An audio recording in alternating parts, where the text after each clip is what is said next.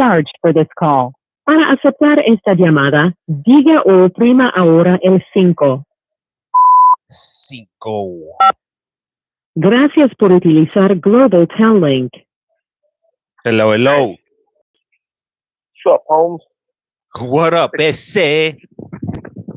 What's up, right here? Just kicking back with my H-Deuce, Jesse NAVA. What's up, doggy? Yep, this is David Lopez, David Isaac Lopez. Great to have 3 names. Well, and this is Jesse Isaac NAVA. Yeah, they folks stole my middle name. Hey, that's right. Honor amongst thieves. Yeah. Does it ever end with you people? Yeah. Anyway, what's up?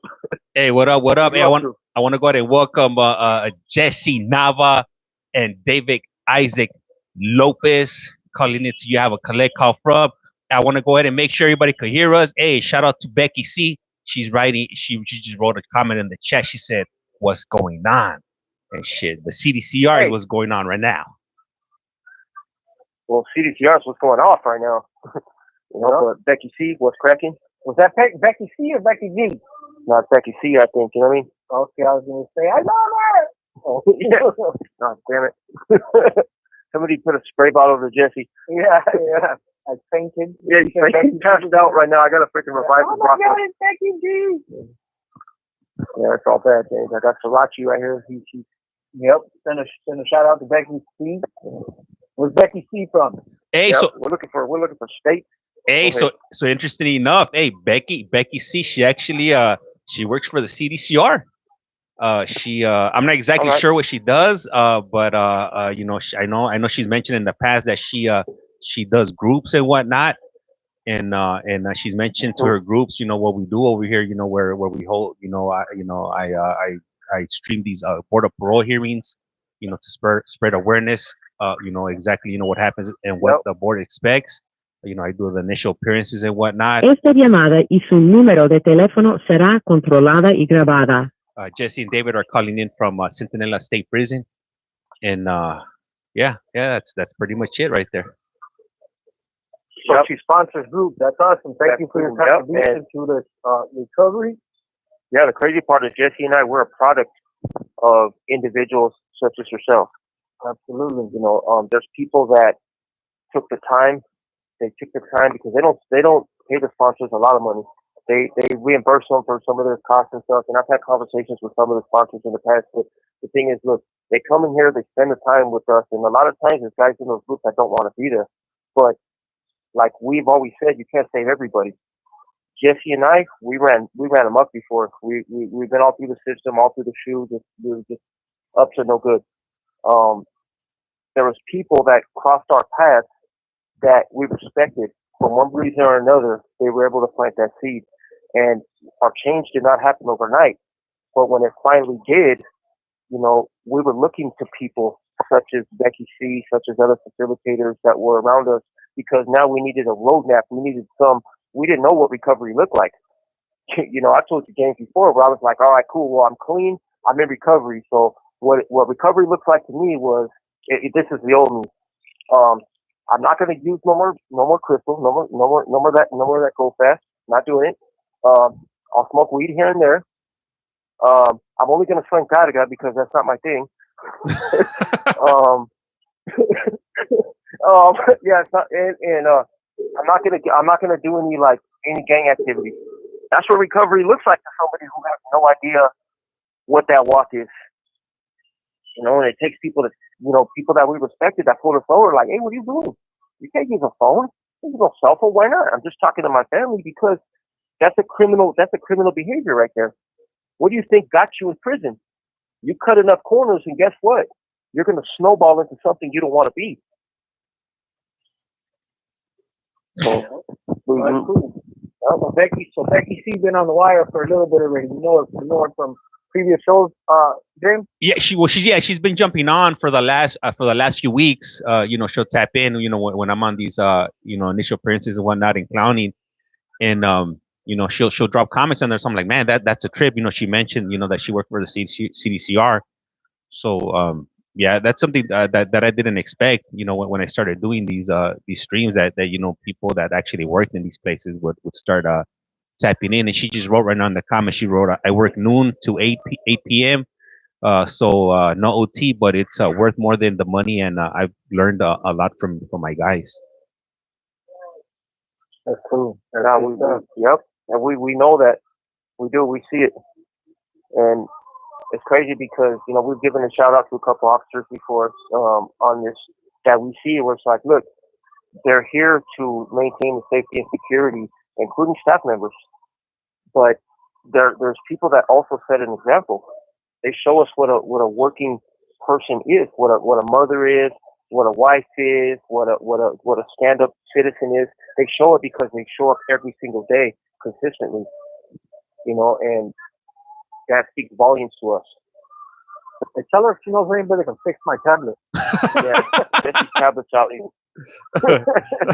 Somebody to sponsor his tablet. Yeah. No, well, it's not. There's nothing wrong with my tablet. It's just that it's been deactivated because the level 4s, all the level 4s, they shut it down. My tablet with all the level 4s for some reason. My tablet was assigned as a level 4 tablet, and now my shit's down and out. Here we are on week 3, and if you remember, James, I had just gotten my tablet back. Yeah. So it's but I guess apparently they don't want me to be out in the world like that. We're both of us work as facilitators for self-help groups. I'm a certified community coach for Gogi, which is getting out by going in. I've been doing that for a while. We're both facilitators for Criminals and Gang Members Anonymous, which is CGA, and we're both AVP facilitators, which is Alternatives to Violence. We've been involved with those programs for years. Jesse, on the other hand, he's got a few more. Yeah, I'm the yard coordinator for prep. Yeah, I mean that's what. No, yeah, prep. That's another thing. What else are you involved in? NA? You do NA too? NA. Yeah. Prison fellowship. I'm a mentor for. There we go. That's the one. Which is basically a cognitive therapy class. It's actually Christian based, but the curriculum is the same curriculum that they pass out in all the BRT, ISCBT classes. It's Thinking for Change, Parenting Inside Out, Victims Impact, anger management. What else? Yeah, so that one's a year program, but I had graduated the program and they brought me back as a mentor.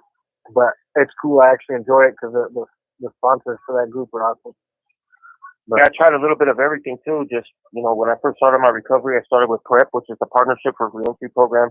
They offer courses such as like victims awareness, gang awareness and recovery, parenting, domestic violence courses. A lot of us grew up in houses where domestic violence was present. So I thought, including myself, I thought it'd be a good idea to take a course like that. And that's where it started, man. I started writing, and man, that's the first time that I ever referred to my victim by his name. Before it was always just like, my victim and this and that. I'm here for 187. I'm serving life sentence. Along with Jesse here, he's serving a life sentence for another 187. And so it was kind of hard at first, to really like come to terms with what I did in prep. It's all written correspondence courses, and man, that really helped me. So when I went there, I was just, man, I signed up for everything because I had to see what worked for me. And out of all those courses, I was able to really narrow down my recovery. Well, I was extremely violent in the past, so Alternatives to Violence seemed like the right program for me.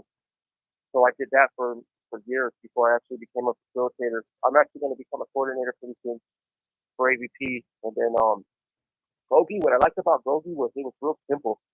It was simplistic. It had like minimal tools, which are like guides, and I was able to apply it to my life. So I'm a big fan of Gogi. And CGA though, man, that's my thing right there. Criminals and Gang Members Anonymous, that covers everything. Hey, Gogi's awesome because it's the only group that actually offers tangible tools. Yeah, go ahead. Hey, and man, hey, so Becky C, she's gonna be giving you guys a run for your money. She wrote on here. She's right. Gogi is a great group. I do CGA, BPH, NA, AA, AI, vets, a peer support specialist, podcasting. Damn, hey, she's gaining on you guys. Okay, well check you out. Can we be down with you then? Well, I got NAAA. CGA workshops. That's awesome though. But like David said, if it wasn't for her, some of the groups that we do them voluntarily on the yard. But if it wasn't for sponsors like her that are actually willing to take their time and be there to actually support those groups, they wouldn't even be possible. Yeah, so it's awesome. You know, like she said, she doesn't get overtime. A lot of them get overtime with the food, whatever it is, whatever the motivation is. As long as we're there to fill that seat, so that we were able to have a classroom open or a gym open or a chapel open, so that we're able to partake of these groups. So it's awesome. That's great to see. Yeah, thank you very much for what you do. I know a lot of people. Yep, a lot of people might not understand it, but there's a lot of us that do. You know, there's a lot of people that think, well, why waste their time with them? You know, these dudes are killers. These dudes are drug addicts. These dudes are this. Look, we're a lot more than that. We shouldn't be defined by our worst mistakes, our worst decisions. Yeah, our worst decisions. The thing is, people can change, people can grow. We're perfect examples of that.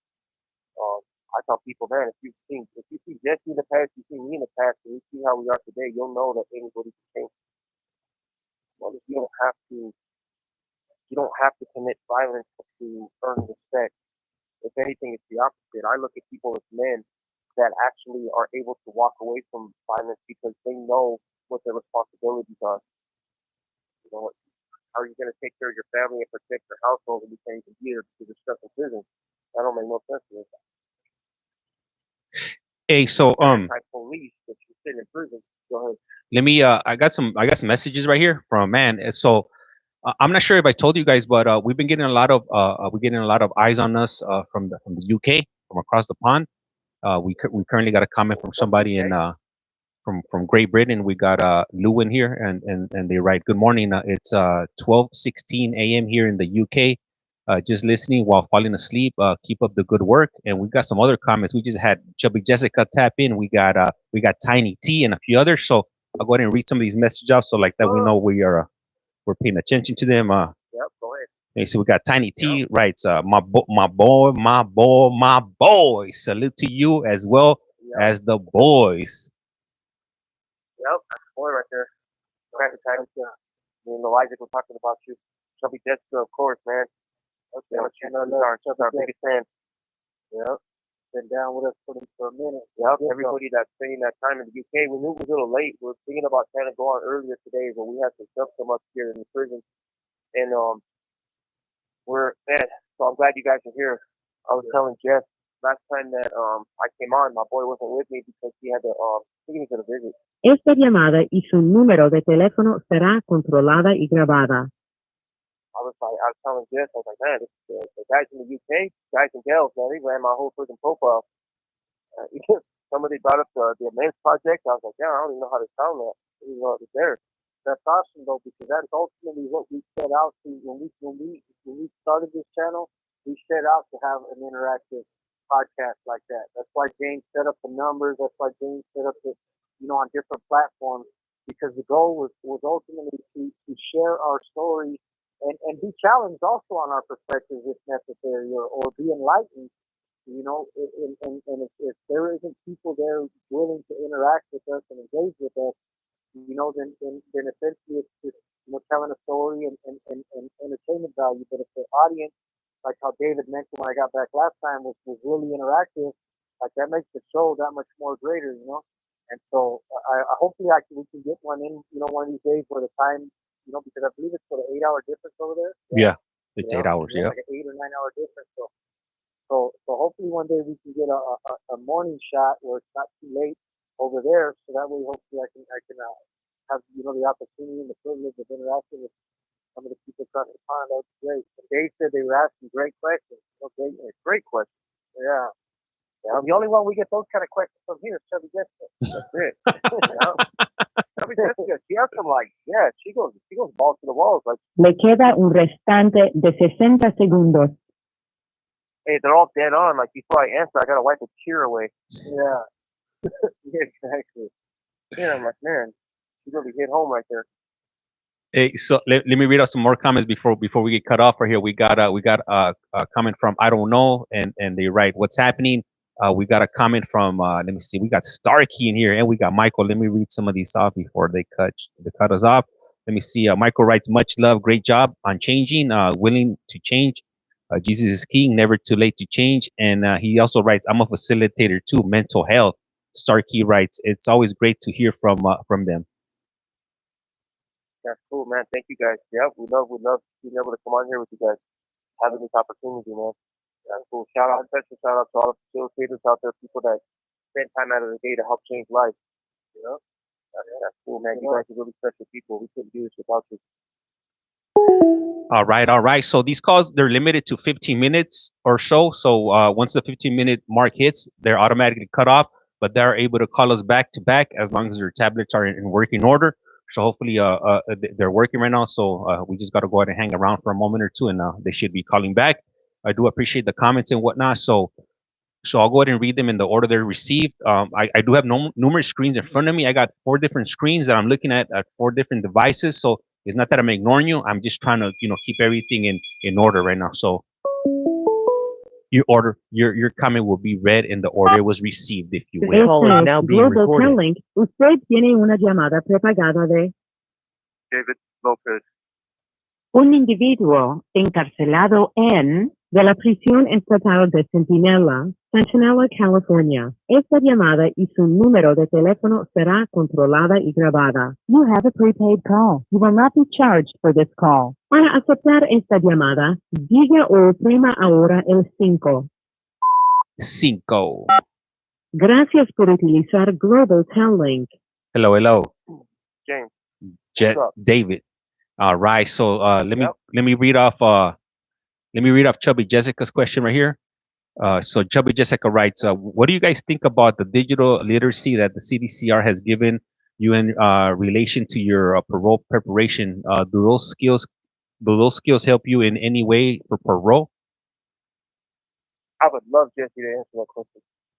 Well, first of all, I don't think any digital literacy skills. I mean, I don't want to say any. They have CDCR offers office services and related technology, right? Which basically just teach you how to operate Excel, Word, and PowerPoint, and they only give it on certain yards. We don't have it here. CDCR does give us laptops, but we cannot necessarily we can't actually utilize it in any way, shape, or form for the parole process. We have these tablets that we've learned to pretty much navigate ourselves that can be somewhat utilized to building support networks and contacting, resources on the street and society, for parole preparation. But as far as what CDC offers in relation to digital literacy or technological literacy, to prepare us, they don't give us anything. There's like this channel, right? There's a channel, it's like channel 20 here and 21 sometimes. It's on the state channels that they provide, and there's like a crazy buzzing noise in the background. You know, this channel all the time. It's got like a feed, like a interference feed sound that's horrible to and every once in a while they'll have like a computer screen and some guy talking that you can't hear. And the screen you can tell is like from the 70s. The guy's got like a Jerry curl with the big old glasses, the white guy. Yeah, the monitor's got a big old round screen on the front of it. You can't even make out the words when he's trying to show us. Yeah, that's what we get. That's what digital literacy looks like at prison. And most of it is word of mouth, honestly. Everything we do in here is word of mouth, but what's great is that there's some teachers that recognize this and they'll offer some training sessions. I volunteered to do that. I'll go in at the beginning of a college semester and I teach people how to use Canvas, which is what we use to turn in homework and stuff with our professors, because we're both in college. And but I do it for everybody. Anybody can. There's guys that don't know how to they don't know how to turn on their computer. I have to teach them that. I have to teach them how to type. There's people that don't know what the shift key does. Like, you weren't going to tell anybody about me not being able to turn on my computer. Yeah, sorry, Jeff. And anyway, and Jesse also can't. So no, but there's a lot of guys, and it's not. That's just the way that circumstances work. Guys have been in here for 30 years, and during the BPH process, there's a lot of guys that don't know where to start. You get the dudes that are like diehards and they got that big parole book. Jesse's parole book is huge. It looks like an actual book. All these things. Like the book of Eli. Yep, everything that she's got it all typed up with this typewriter, and she's got it situated, remorse letters and inside, and his background, his 115. But there's a lot of guys that, man, they see something like that and they're just like, I'm never going home. I was that guy. Yeah. I was that guy. I said that exactly when I got to this yard. Somebody showed me the parole book, and I was like, well, any hope of thinking I was going to try to get out of prison, that just went out the window. Who I talked about getting a cell phone and some drugs. Yeah, because I literally. No, he's serious. No, I know he's serious. Yeah. He's like, I seen that book. Never going home. I seen everything this guy had done.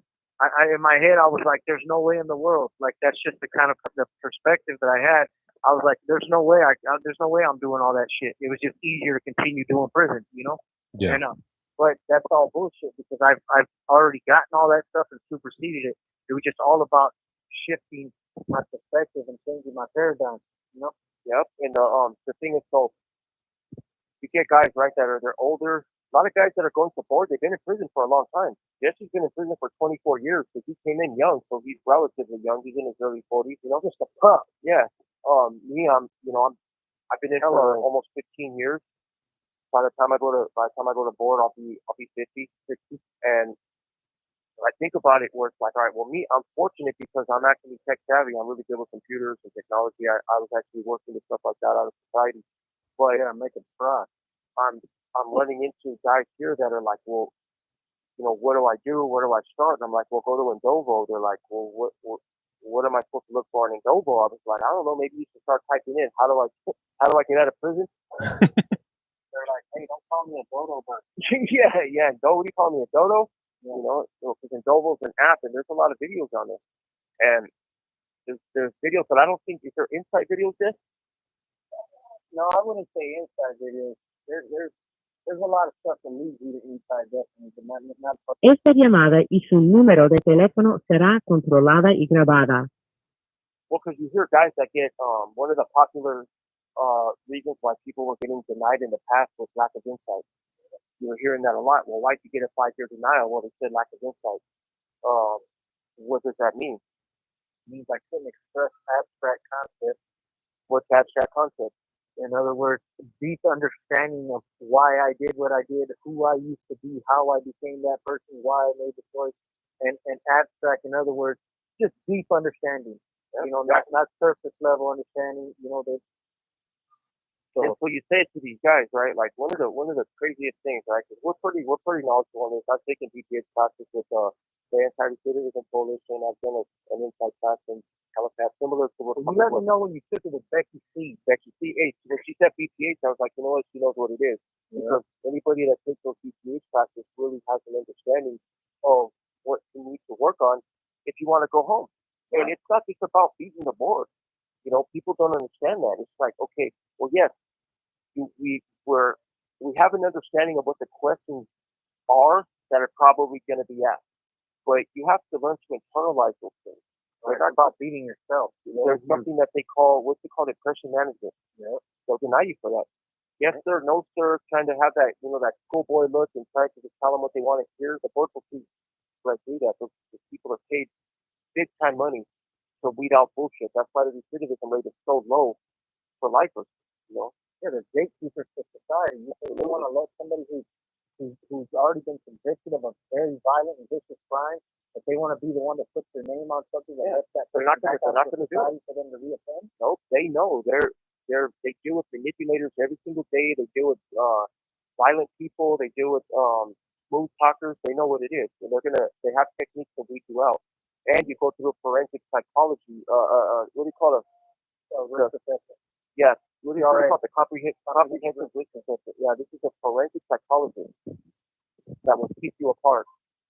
And the board is working with that report. Not only that report, but they're also working with conversation with you. There's a guy here where it was insane, his response. They asked him, what was that thing they asked when Jesse about that if a guy burns him? The example that he used, you don't remember that, Jeff? Oh, yeah. that was so ridiculous when I heard They it. told him to give him an example of something that would make him angry. And the example was somebody burning on some dope.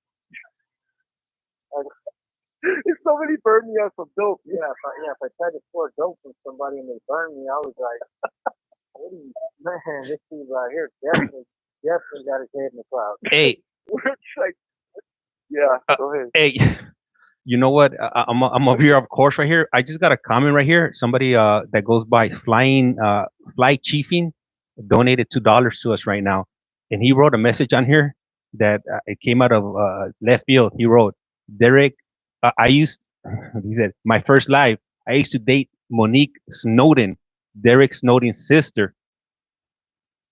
Whoa, Oh, wow. crazy. That's innocent Derek. Yep. That's innocent Derek. So he used to date the chick that Derek was saying actually committed the crime. Yeah. In other words, That family dynamic has got to be pretty crazy.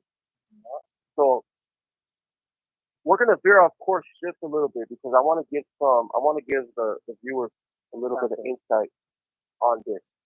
So I used to work in the law library as of like 2 weeks ago.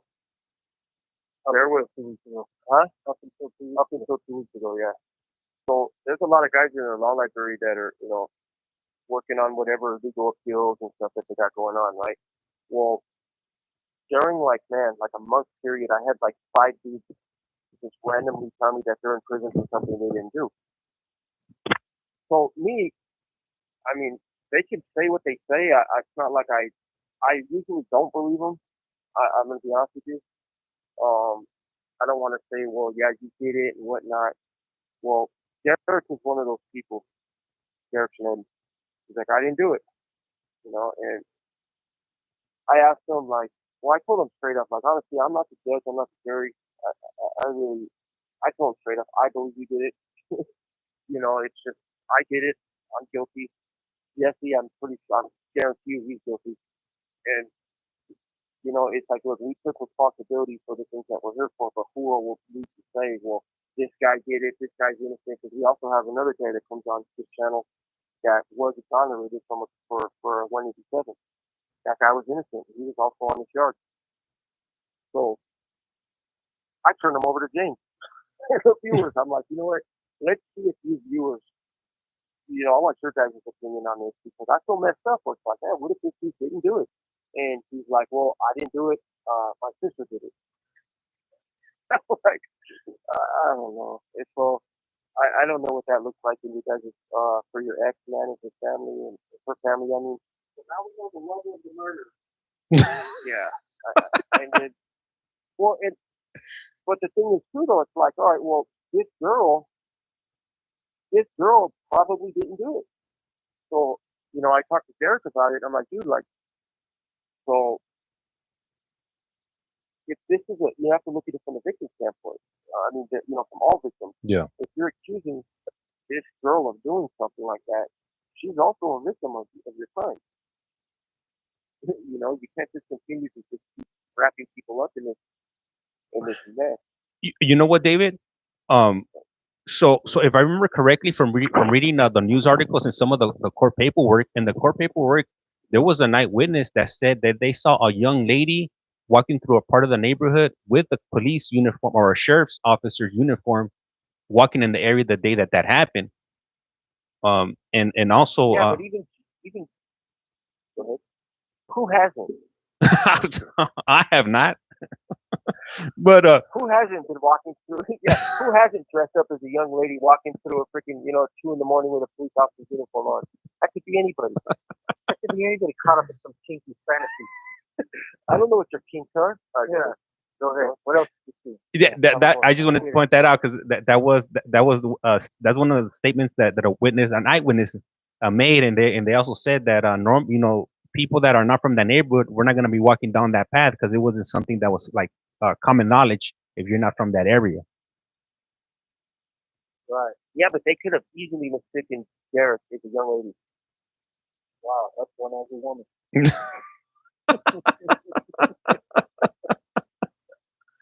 That man is hideous. Man is hideous. just think of Dawson from Street Fighter, and you add about 200 pounds. He's not pretty ugly like Felipe. Go ahead. Sorry, guys. We go left there. All right. So anyway, so what you're trying to tell me, right? What you're trying to tell me is there may be a possibility that he didn't do it.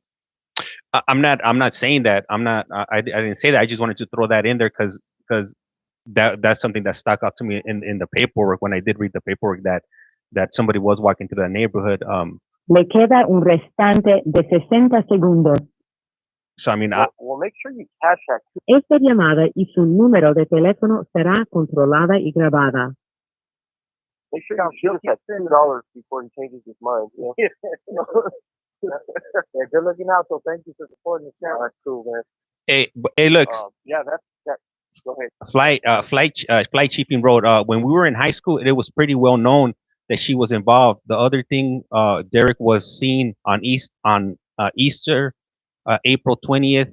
Derek was from a rocker crew called Santana's, and they were a mix of that. And then the message got cut off. Damn, hold on. I want to know more about this. Okay. We'll call back. This got juicy. Everybody. All right. All right. And so for anybody that's here that's wondering how come we're not in court right now, I don't run these courts all the time. Sometimes I do these phone calls. If you are interested in listening to the courts, I would suggest for you to jump on YT. Court's going to start in about 19 minutes. I do have multiple streams going on. So the next court is going to be coming on at 5 o'clock in Maricopa County, if you will. Becky C, you said that you wanted some stickers on here. Hey, I'll be more than happy to mail out some stickers to you. Just, send me a DM and I'll mail those stickers off to you, if you will. So you can go ahead and put that on your jug in there. Let me see. This call is now being recorded. Este es Global Telling. Usted tiene una llamada prepagada de David Lopez.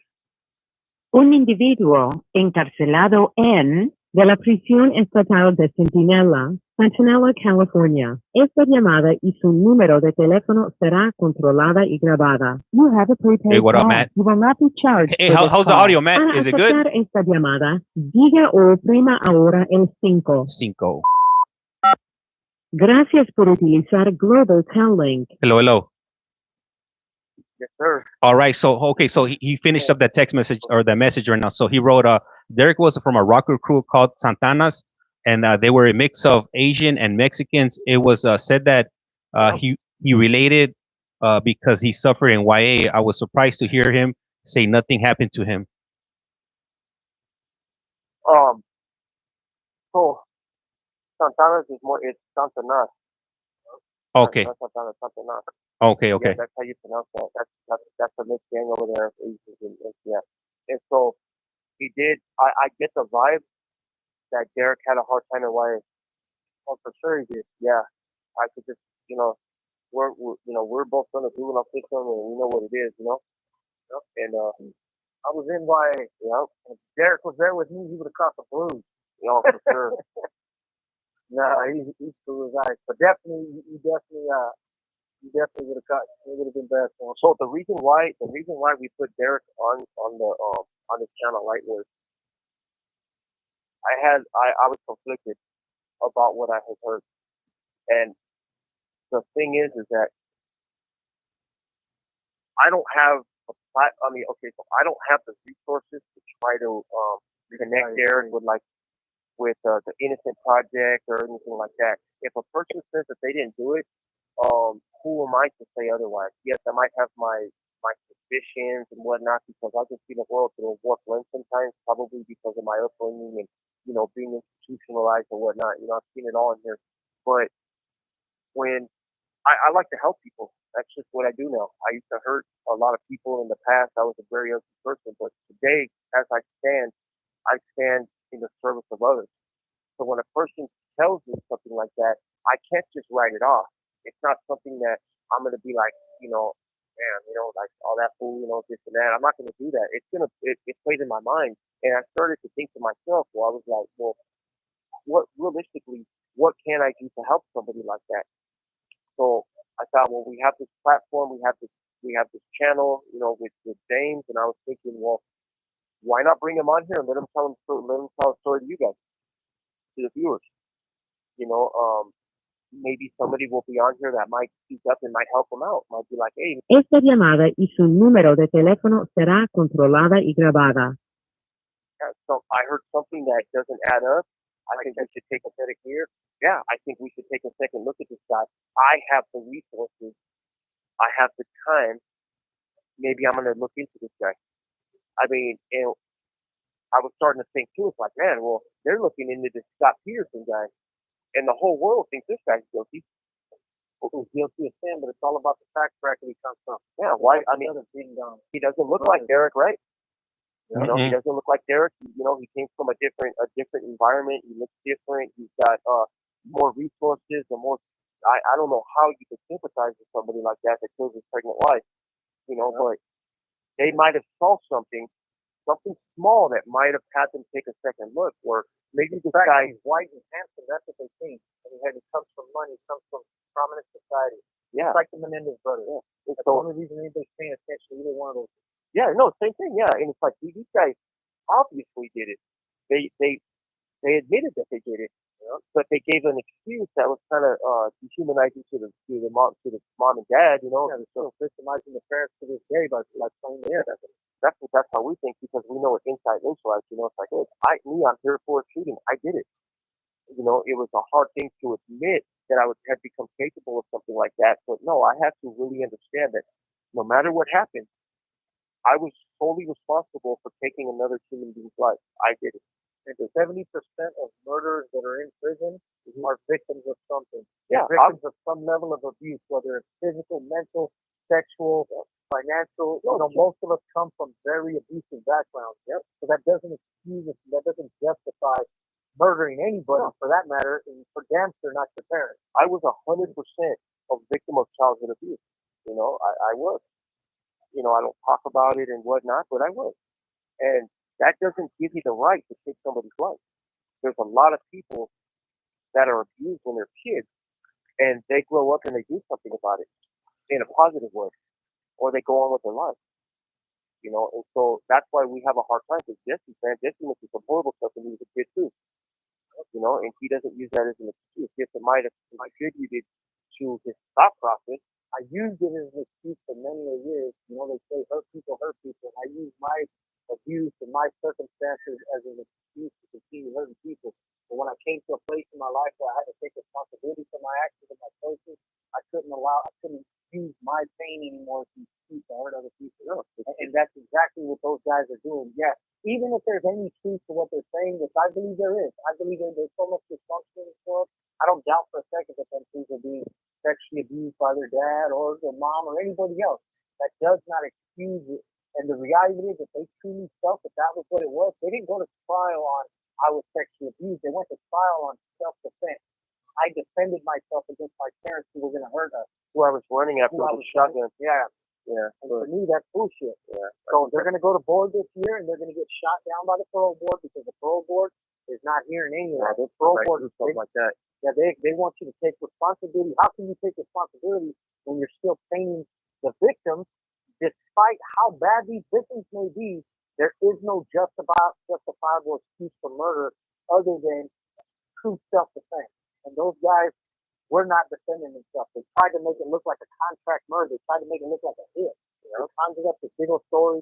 Same thing with the Peterson dude. He went through all this elaborate scheme, this elaborate shit to try to get away with murdering his wife and his pregnant baby, or his pregnant wife and his unborn baby, so he can continue having sex with his sister. Yeah, why not look into someone like Derek? Yeah. You know what I'm saying? Like, why not have a second look at this guy? Be like, look, there's things that kind of didn't add up here. It's too dark for all that, Dave. That's what it's like. No, it's true. Yeah, I told him that. You know, and unfortunately, he doesn't fit the profile, I guess, of I don't know, of an actual investigation. You know, the profile of an innocent man. Yeah, and the skin color makes him guilty. And then I think about him, and I'm like, man, well, what about Matthew? Matthew says he's innocent. He stands by it. You know, that guy is unwavering. They tell him things about responsibility. He's like, why? What do I got to take responsibility for? I did not do it. And who am I to say otherwise? I don't know the details of the case. I don't know how it happened. What transpired? What's weird though is more and more we're starting to see, because now that you have all this technology, you have all these there's cameras everywhere, there's recording everywhere, you're starting to see more and more and more the corruption and the dysfunction in the department. Oh no, it's crazy. I've seen actual corruption in the past. I have seen it with my own eyes. You know, I've seen it. I've seen. You were a part of it. I was a part of it. I was a part of the corruption.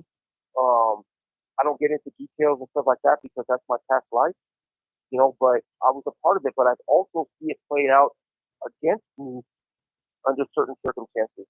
I've seen wrongful arrests happen where I knew that the officers knew that wasn't the guy, but they didn't care because it was us versus them versus us. That guy's a gang member, let them all fry. He's probably guilty for something else just like it. He's absolutely right. You know, and that's why we accepted things like that. It's like, well, you know, I got all this time, but think about all the shit that I didn't get caught for. So I had to come in anyway. You know, and it's but you think about guys who don't have a history in prison.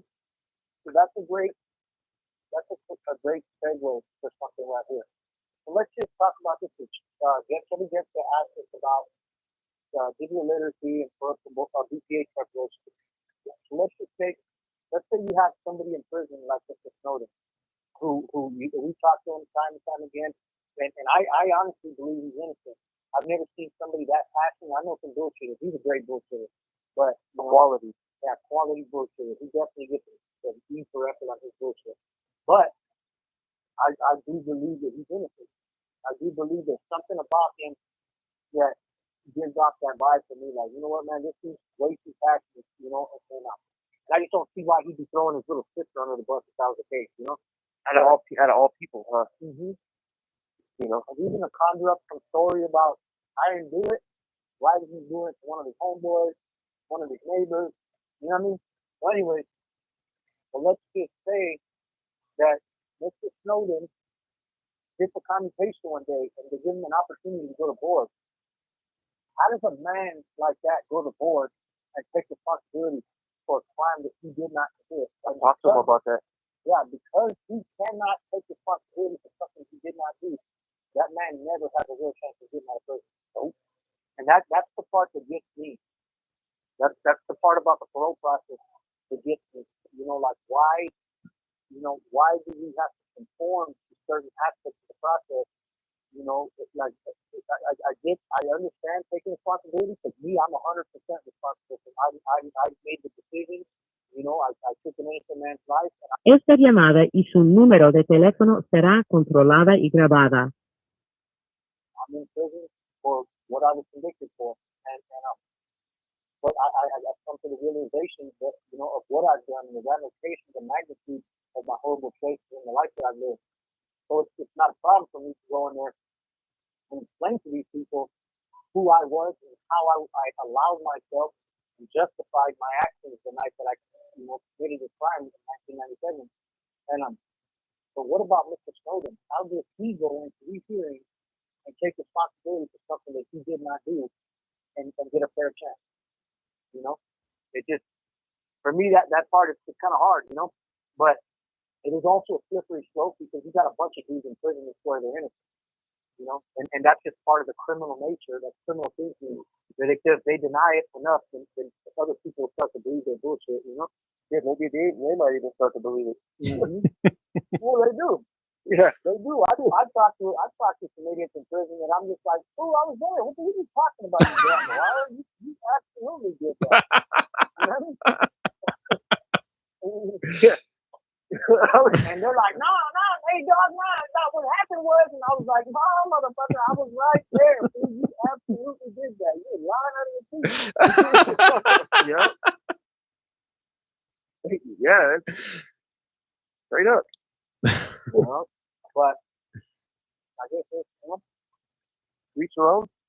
You know, let me read out some comments because we're like super behind on the comments. I'm about like 61 messages behind right now, so I don't want to. I don't want to be that person. But let me see. We had a comment from Jones 07, and she wrote, "People can change and learn from their mistakes. Stay strong, guys. We also had a comment from Tiny T, and he wrote, "I was gonna try to hook up with James and share my story for his channel. What do you guys think?" Yeah, 100%. Yeah, Tiny's my boy right there. Yep. And Tiny's out there, James. You know. Yeah. Like I said, I was with Tiny T in Calipat. That's my boy right there. I spent time with him on the yard, and he, you know, Tiny was washed up. And he got his I don't think his case got reversed or nothing, but he got some time off, you know, with the court and stuff, and you know. But I would like to know what the hell happened. He told me so with it, you know. I was like, yeah. I was like, hey, wait a minute here. You were sitting right next to me doing life, stressed out. How the hell did you get out? Yeah. Sorry, yeah. He mentioned that last week, and I think I said for him to send me a message. So we just wait it out and see whenever he's ready. Let me see. We got a comment from Becky. She wrote, "Yeah, I used to work for CDCR Substance Abuse Treatment Center, SADF, Corcoran." I was there. Yep, I was there also. Yep, I was in training facility. I was on CR there. Yep, we were both on CR, Wendy and I, which was at that time a 180 level 4. I actually started in setup on GR, which is a level 1, and that was when I was young. I was 18 years old, and I was on GR there for a minute. This was in 2000, and I was on AR in 2001, and I was on ER. Le queda un restante de 60 segundos. I was on ER before it flipped over when it was still active. That was back in early 2002, and then I went to CR after that. Yeah, I did the old Corcoran too. Yeah, that's a big prison, man. That place is off the hook on CR. Yeah, 8 yards, 9 yards. Yeah, it's a lot. Yeah, ATG. Yeah. What else you got, James? Let me see. We got. Let me see. Matthew. He writes. Tell him I said good luck. We got Lou Road's prison is for rehabilitation, and keep up the amazing work. Thank you, guys. Melissa writes, my fiance is in Lancaster and trying to get him help. He's going to the groups. That's cool. I want to touch on that in a minute. Can we call back right now? All right, for sure. All right. So everybody, let me see. So shout out to Melissa, Becky, Tiny. Let's see who else is in here. Oh shit, this thing's not scrolling. Oh well. Let me see here. Let me go down the messages here. Jerome, hey, what's up, Jerome? Jerome Guantanamo, laughing out loud. I'm new to all this, so trying to get him as much help as possible. Let me see. Tiny T, good to hear. Yeah, I was in Calipatre with David. He is the one on the phone. Let me see. A few of my guys did time there too. We were talking about it on Friday, right? It's Becky C. Tiny T, there is more opportunity at SADF in Calipatria. And Ryan wrote 399. All right, here we go. We're connecting back in. This call is now being recorded. Usted tiene una llamada prepagada de David Lopez. Un individuo encarcelado de la prisión estatal de Centinela, California. Esta llamada y su número de teléfono será controlada y grabada. You have a prepaid call. You will not be charged for this call. Para aceptar esta llamada, diga o oprima ahora el 5. 5. Gracias por utilizar Global Tel Link. Hello. Yeah. Real quick about that. So one of the most important things about anybody that's starting their change is willingness. You can put them in every group in the book. They can send you certificates home and show you, hey, I'm doing this. I got the GED, or I passed this test. All that stuff is just pieces of paper if somebody's not ready. Having support is man, it's a huge factor. So, but also holding them accountable. I was held accountable. I'm married. My wife, she asked questions when I was, I told her, well, I just got into this fight. I had to handle my business. She's like, what business? I thought I was your business. Yeah, I thought I was your business. Why are you over here handling, what business are you handling? And I didn't want to talk about it. So, well, why not? If it's not, if you're doing what you're supposed to be doing, then why can't you talk to me? Well, I told her, well, I don't want to talk about it on the phone. She's like, all right, well, I'm gonna be up to visit you this week, and I want to hear all about this business. And it was just having her asking questions that had you looking inward. Well, it's like, all right, well, if I'm saying I'm on the up and up, right, and I'm doing everything I'm supposed to do, and I'm going to these groups, so why am I still selling drugs? Why am I still, calling her from time to time on the cell phone? Why am I doing this? Why am I doing that? And it was because I respected her. So if you have that respect with your significant other, with your loved ones, whoever's in prison, could be a family member, ask those questions. Well, I got to do what I got to do. Prison's a dangerous place. Why? There's people that are doing time perfectly safe. Well, I don't want to tell, so I'm not going to go to an SNY yard. Well, you don't got to tell. You can go to a non-designated program facility, and it's just a matter of signing off. You don't even have to have a conversation.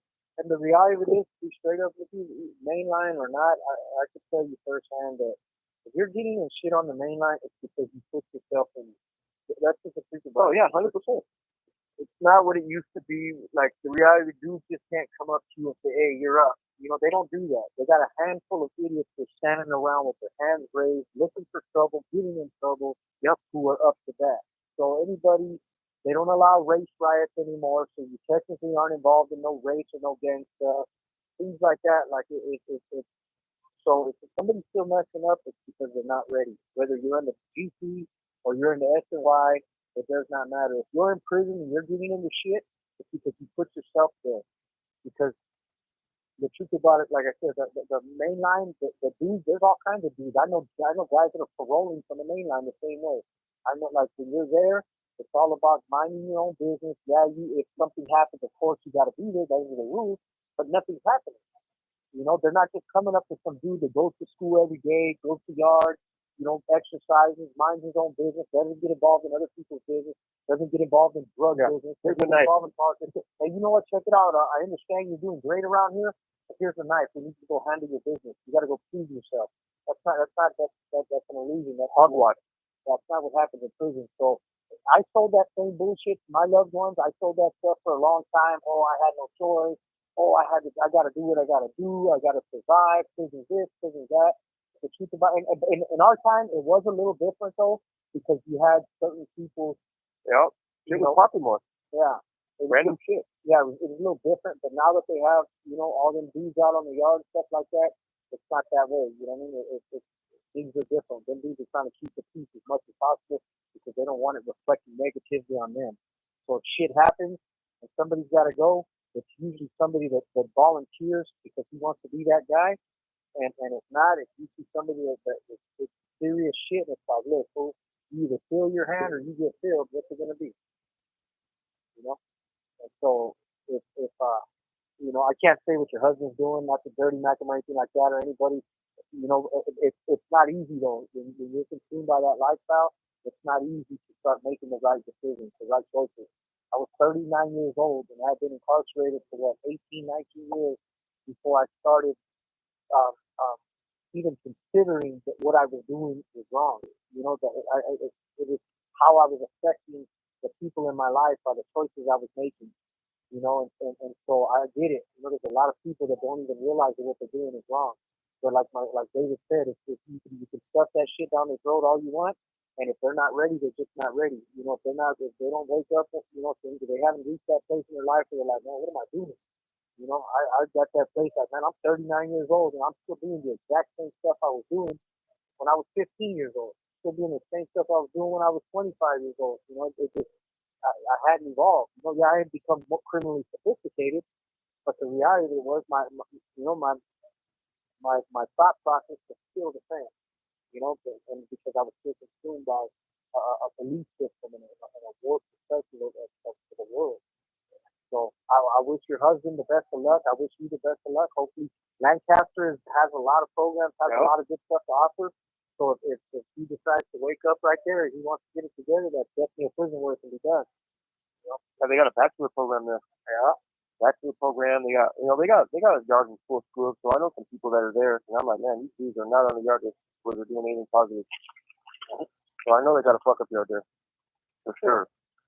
They're probably all wanted from somebody else, but they're definitely there, you know, doing something they're not supposed to be doing. But no good. You know. What else you got for us, James? We don't want to leave anybody behind. Any comments? Oh man, I'm like 81 comments behind. Let me see. Let me go ahead and start reading them off here. Man, let me see. God. I got Lou. She wrote this is amazing. They can interact with outside a this so important to this is so important to mental health. It is. I was nuts before this. Yeah.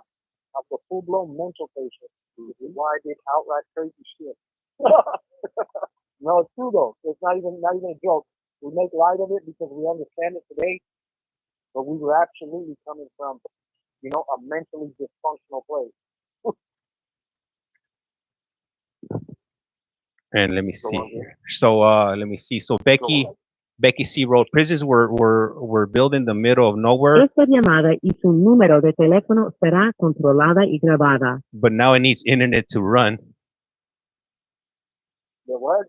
That prisons were built in the middle of nowhere, but now it needs internet to run. You know, back in the days they could run. We didn't have internet, so how is it that they could run before and now they can't run without internet?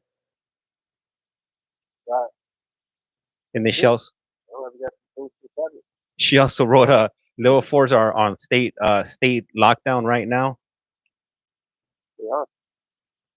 Yep. My tablet is off because of that. Yep.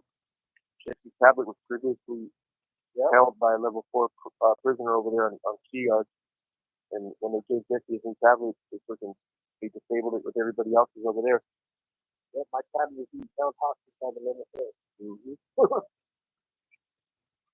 Let me see here, and then let me see. We got let's see. She also wrote, Kelly makes the most money off level 4s, so the places fight over who gets them. Oh, okay, so the level 4s are in demand. The level 4 inmates. You know the crazy part is it looks like they're trying to shut them down. I became a level 3 last year, and they really didn't want to let me go. They were trying to keep me level 4 the whole time. I hadn't been on a level 3 yard since like 2005. Since that was my last level 3, I stayed level 4 after that. Well, I got a new determinate shoe anyway, but I barely came down to level 3. Go ahead, Dave. Let me see. We also got Jones 07 writes, James, tell the guys people can change and learn from their mistakes. Stay strong, guys. Thank you, guys. Sure. I appreciate you living proof of that. We got let me see. We got Joe Billings coming in from Carson. He writes, "Cubo compa." What up, Joe? How's it going? Yep. We got Kim. She wrote, "Hey James." We got Taurus. "Hey James." We also got Tiny T. He writes, "James asked David to see if he can hook up with little Isaac with you to come share his story." I thought about it. That's the moment. Little Isaac is my buddy right there. He's a young kid. He's been in here since 16 years old. Still looks like he's 16. He's somebody I work with. I helped him get into college, and man, that kid is smart. He's been in for about 10 years old now, so he's 16 or more. He's my daughter's age. 26. My daughter's 28. Oh, 28. Yeah. Oh, because he was at he was the one. Wasn't he one of the shooters at the party or something where his daughter was at one time? Yeah. He was a little nuts. I'll talk to him about it. I'm trying to bring Isaac out of the shell a little bit more. And Isaac is very artistic. He's a little poet, and he blew me away with his intelligence. So that's something that we can explore. Talk to him about it. What else you got, Mr. A? We got a question from Tracy Lynn. She writes, what is levels? And then also this doesn't pertain to you guys. They're letting me know that the court is freezing in Maricopa County. I try to refresh it. It's not working. So for the time being, I'm not going to be able to fix that for you guys. So we're probably going to have to wait until Pima County, which will be at 7 p.m. So the way prison is designed, it's designed in levels. So level 1 is like guys who like, level 1 is the most, the minimal security. Like that's where like guys come in for like maybe have a month left, couple months left, no more than a year, short-termers. I don't know what they even send you to prison for now. That can make you level 1, like theft, minor crimes. Level 2 is so there's different types of level 2s. Most of the level 2s that I know are secure, which means that they're inside of a perimeter fence on prison grounds where they have other levels like level 3 and level 4.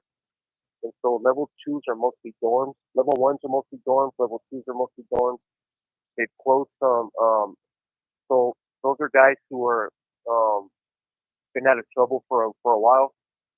And so if you're a lifer, you can be on the level 2 yard now, but you're inside of an electrified fence, which is secured. That's what it's called, secured. You get program all day.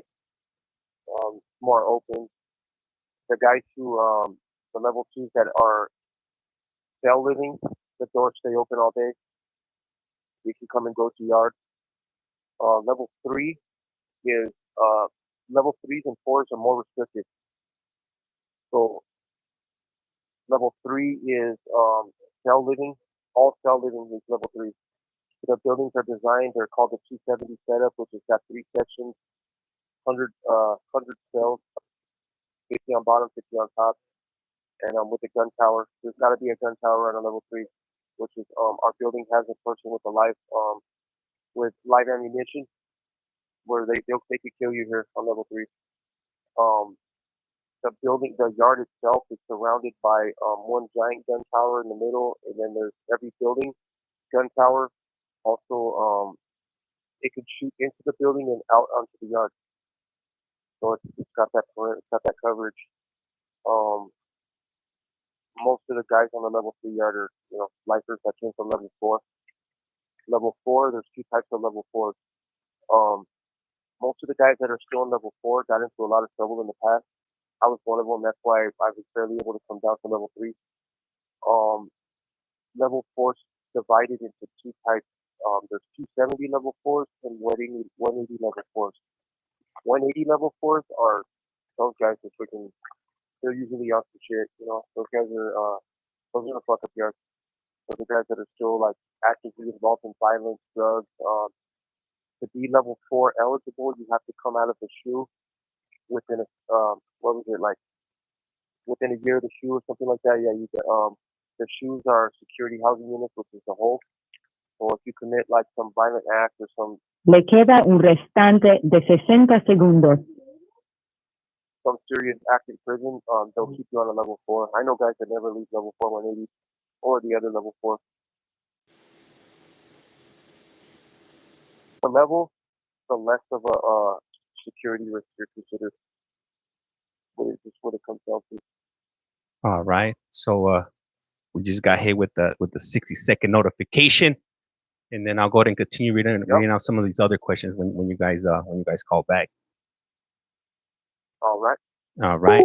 All right. Let me see. We got, hey, what's up, Samantha? How's it going? Hi. Let me see. My daughter's over here in the background. Oh, Becky, I got to read that comment right there, the one that you put about being on a juror for a capital case.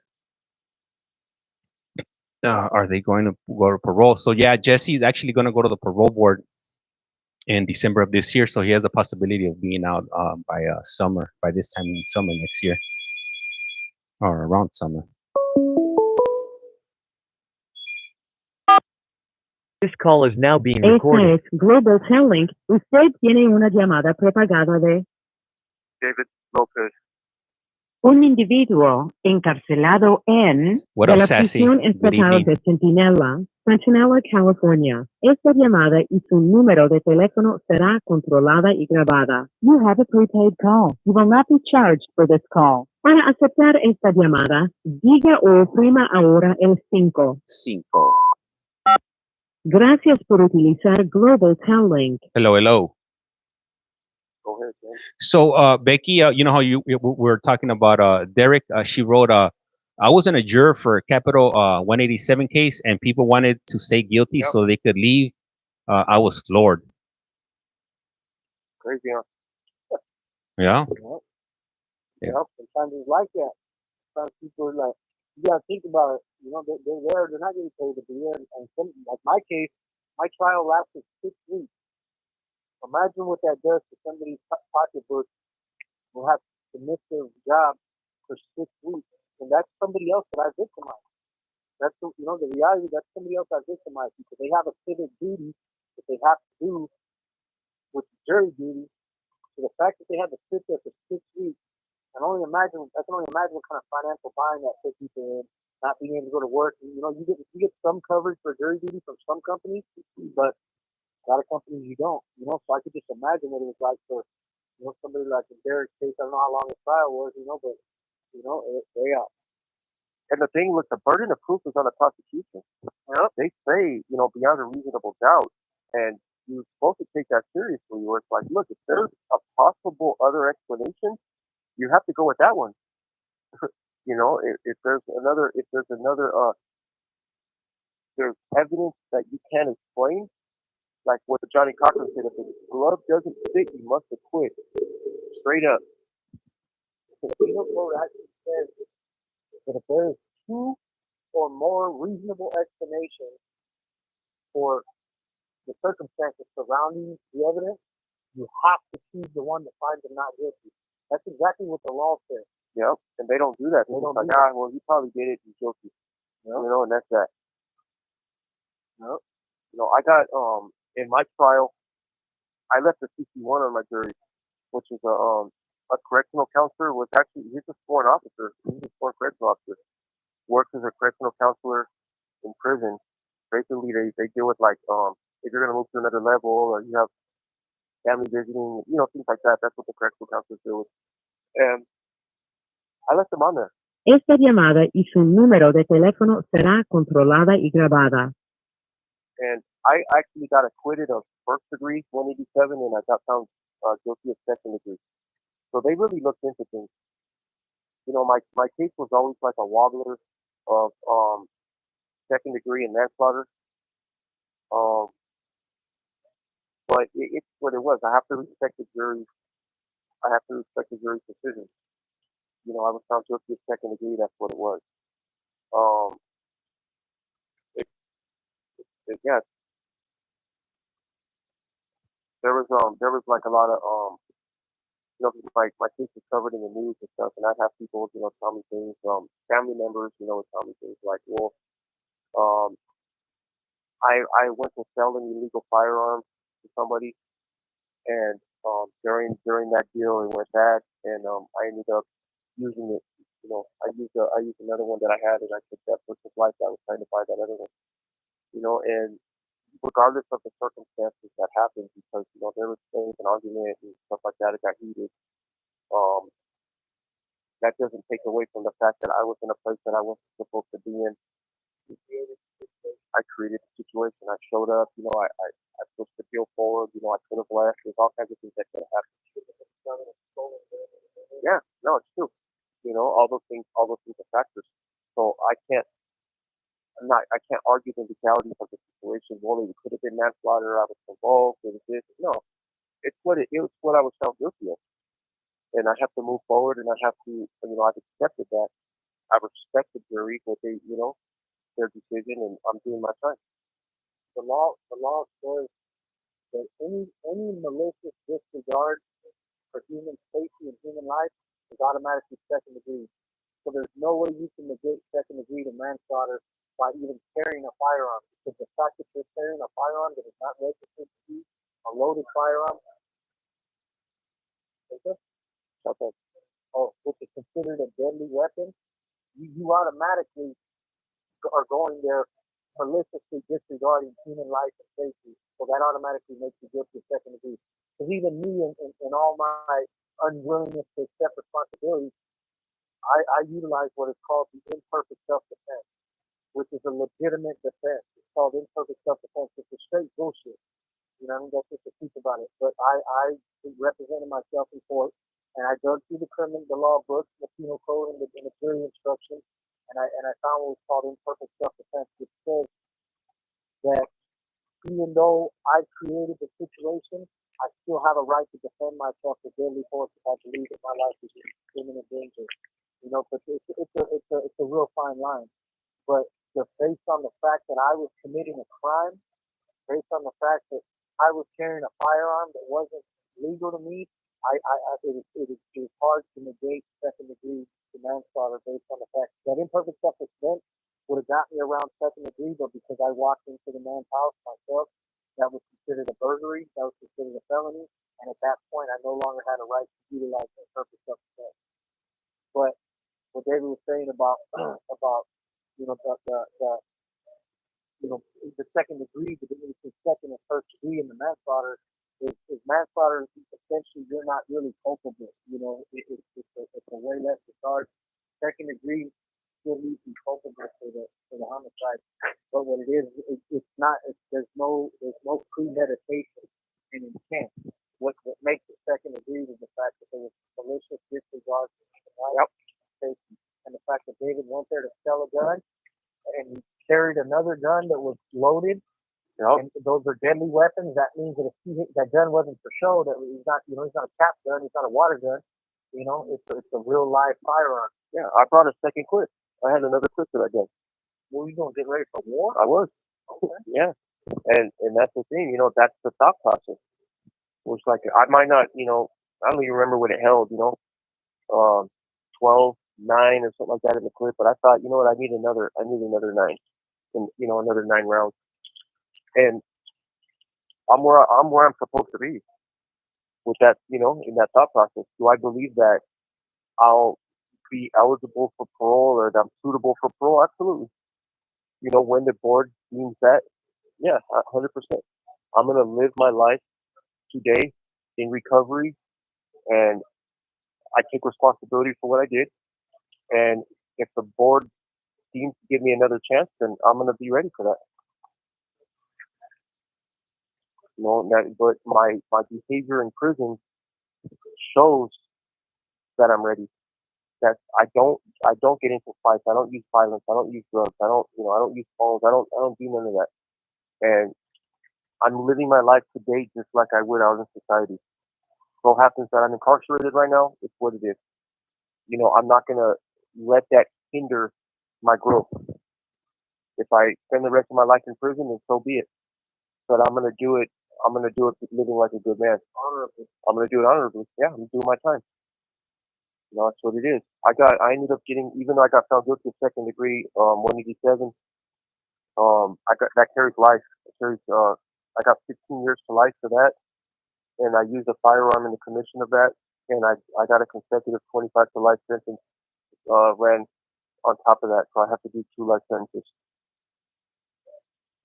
You know, so things change, laws change. I have opportunities to go to board now when I'm in for 21 years, and I'm going to be ready. I'm going home next year, so if anybody wants to throw a party for me, yeah. And I want to double check with our audience. Somebody put a comment. Big J put that the volume's kind of low. Is the volume still low, or is it? Or can you guys hear clearly when these gentlemen speak? I'll be looking out for the comments if you guys could let me know. I live here, man. Yep. I need to know exactly. Okay, they said Tracy wrote. No, I can hear clearly. All right, cool. Thank you. Appreciate that, Tracy. Let me see here. We got Jones 40 or Jones 02 or 7 is asking, are the guys going to parole? We also had a comment from Sassy. She wrote, good evening. And Melissa, thank you. Appreciate you subscribing. Highly appreciate you. Yep. Good evening. Yes, we have opportunities to go to in front of the parole board. Jesse will be going in front of the parole board this year. At the end of the year. On his, he'll be in for 25 years at that time. And I go in front of the parole board in 2031. All right, thank you. Let me So see. if anybody wants to wear your free Jesse T-shirt, by all means. Yeah, free David T-shirts. Won't be mad at you if you wear it. You know, Yeah. some free Jesse. Yeah. Some free Jesse, some free David. Let my people go. All right, so let me see. I'm scrolling up right now. I'm trying to get caught up on these messages. We got Kimberly. She wrote, "Hey, how's it going, Kimberly?" Melissa wrote, "I learned so much from your channel, James. Thank you. I still can't find that Connecticut board hearing. I'm looking for it. So when I find it, I'll post it up. Let me see. Who's going to board? Ken Kniff? Ken Kniff from Connecticut. And then Melissa also wrote, Becky wrote, a lot of LWOPs are getting out now. It's been great. Melissa wrote, after listening to them speak, they deserve a second chance. Many blessings. Becky C wrote, our active yard. Let me see. We have California model yards now. Let me see here. Let me keep scrolling.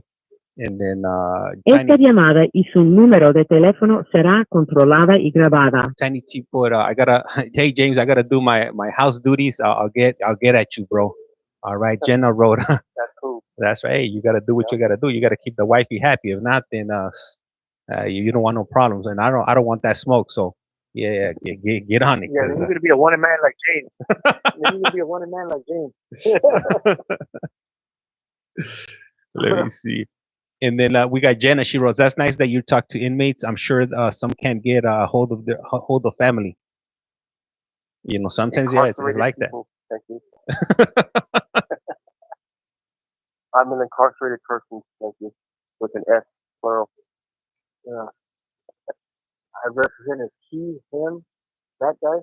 Yeah, that guy. Yeah. Yeah.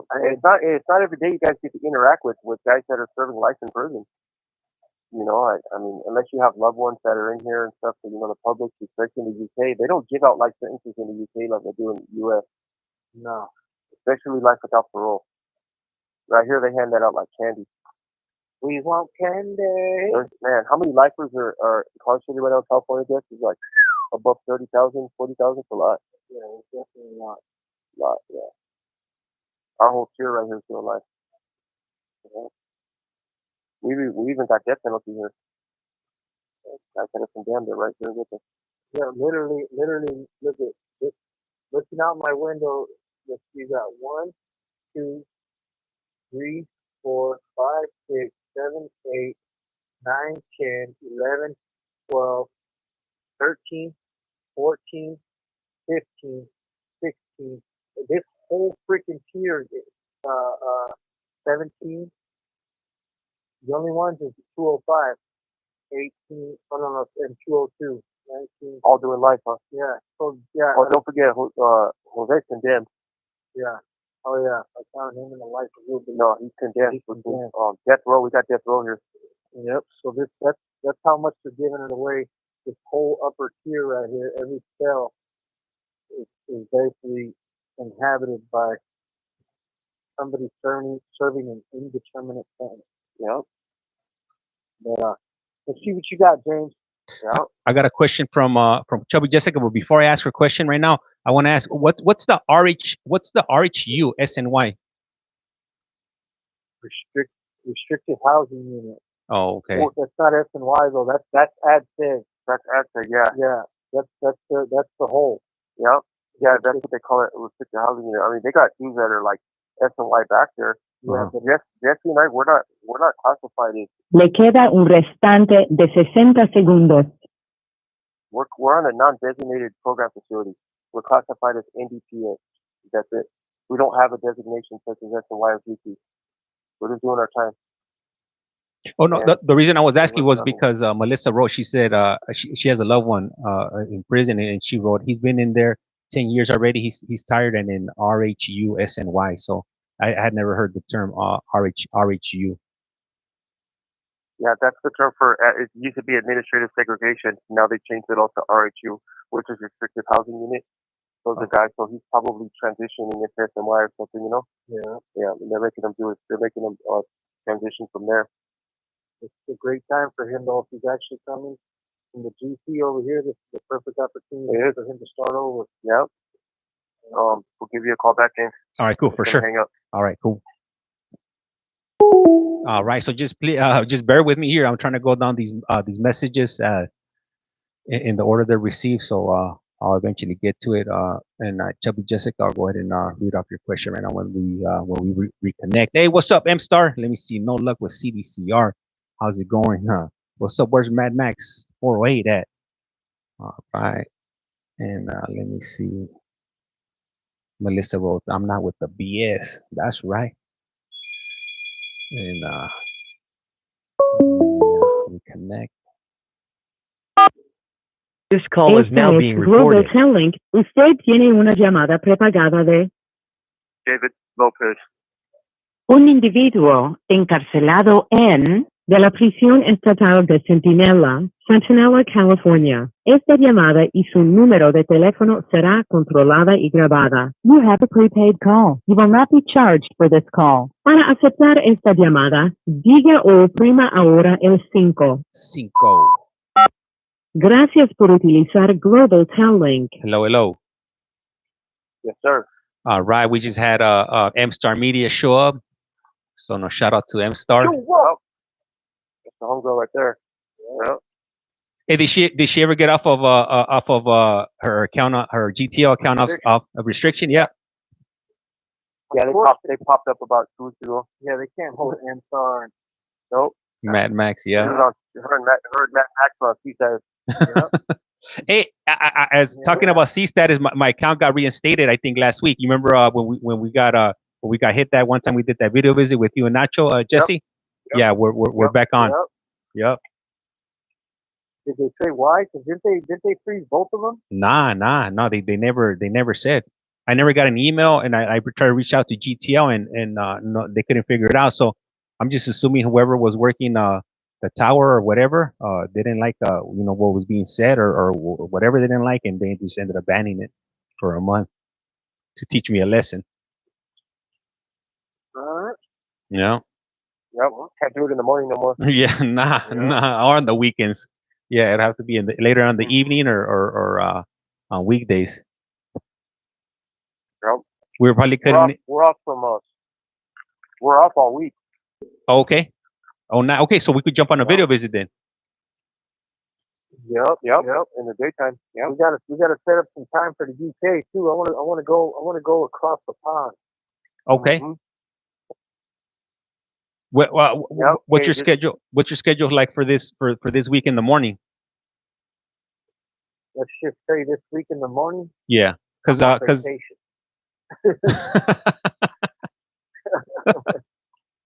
well, let me know if you guys have some time. Yeah. We'll be in the day room tomorrow morning. Yeah. Sure, we could try it tomorrow then. Yeah. Why not? There it is. All right. Going down. All right. Hey, so Jesse's so into the UK right now. He's dressed like Austin Powers. yeah, baby. Yeah. Yeah, that's him. Yeah, baby. Joy makes you run. Yep. He's got that. What do you call it? He's driving that car with the UK flag on it. Yeah. With the British flag. Yeah. Mm-hmm. Yep. Jesse got swag. Yeah. Hey, so what was that question that Chubby Jessica asked you? Chubby Jessica wants to know what kind of emotional and logistical burden do families carry when helping loved ones prepare for parole board. Damn, Chubby Jessica be coming in with the heat. She's pretty smart, dude. That's the thing. Yeah, that's the problem. Freaking smart. She's too smart for us. It's all logistical. Yeah. All right, now repeat the question, please. Yeah, right. ICEMAN. Turn the question into a song. Yeah. La la la la la. No, yeah. Say that again, please. I think the logistical. She basically, in layman's terms, she wants to ask what emotional burdens do the families deal with when preparing for the board process with us, you know?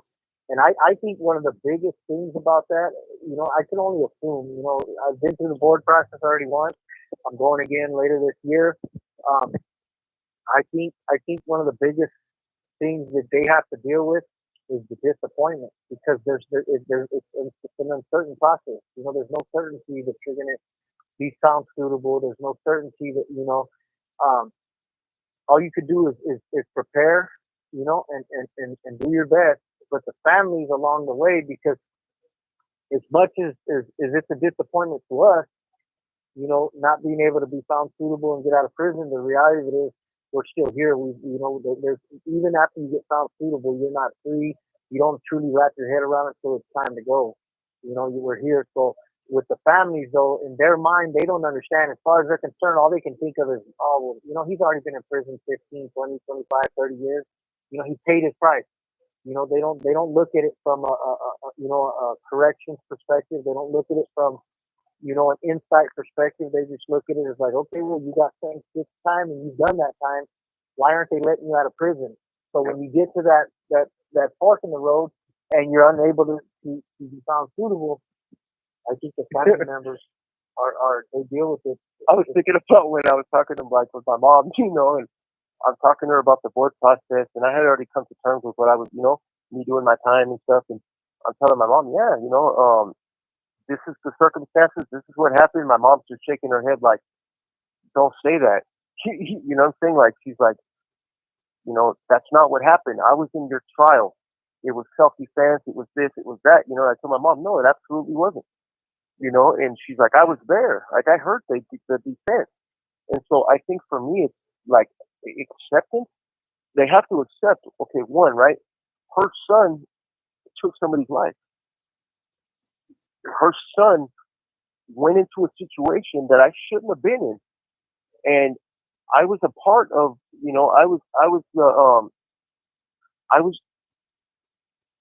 I don't know how to say it. I don't know if because I don't want to take away from the individual, I'm saying, the guy who died, but I was responsible for everything that happened from A to Z, regardless of what happened. She's like, yeah, but he was buying a gun and doing this, and, he got crazy. None of that matters. None of that matters. Esta llamada y su número de teléfono será controlada y grabada. That whole situation from the beginning to the end could have been avoided by you. There was no, 100%, all the way to the end. Yeah. I was there. The situation happened. I still had options, other than what I did. How many hours did it take you from the time you set up that deal with him to the time it happened, where you were putting it together, and even before that, that you could have stopped, because it only would have taken you 10 seconds not to do it. I'm sure you committed that crime in less than 5 seconds, 10 seconds. Yeah. So it only took you 10 seconds. How many 10 seconds fit into a minute? How many minutes fit into an hour? You know what I mean? I could have turned back any time, but I continued to push forward. Right. I continued. I didn't let up. When the deal started going bad and things, we started to argue, I still had decisions to make. I was the one that was armed. I could have left the situation. I could have backed up. I could have done like the movies, and even if I was going to point the gun and put my head to the side and my hat to the side and be like, back up, I could have. There's all kinds of things that could have happened, other than me pulling that trigger and making a final decision for that person's life. And that's what my mom had to accept. That was the logistics for me, is having her come to terms. Hey, your son was a killer. That's what it was. A killer made that decision. And that's not who I am today. And so it's crazy because I have to. My mom didn't see the transition when I turned into that person. She noticed that I was coming back from the stew. I was coming back from prison angrier, but she hadn't come to terms with the fact that, hey, my son might be a freaking monster. And so my mom never seen that. So, because I kept that side from her. Then this happened, so I had to show her, hey, this is what it was. Now I have to bring her back out of that. Don't worry, Mom, I'm not that no more. This is who I am today. So I think that whiplash right there, was my mom had to accept something. She had to accept the facts, and also the fact that I'm no longer that person. I'm her son. I'm no longer this monster. And I think also too that's a great point. 100% they have to accept it, because my mom was the same way all the way up to her death. She would not accept. She's like, you were a kid, you were a teenager. They can't put you in for life. They use you. They this. They the other. All that may be true. Right. But I was still responsible for the choices that I made. But I think another thing is too, another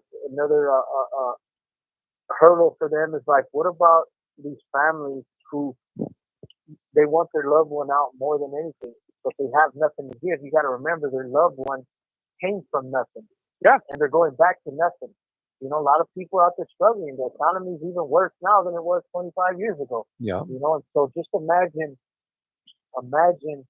you know, these families that are like, hey, can you write me a support letter? A support letter for what? Like, what? I mean, you want to come back and sleep on my couch? Because me and your 5 brothers are still living in the same 1-bedroom apartment. Yeah. Hey, I don't have a car. I mean, what am I supposed to do for you? Who do you want me to call? I got an Obama phone. Can I email it? Can you email it to my lawyer?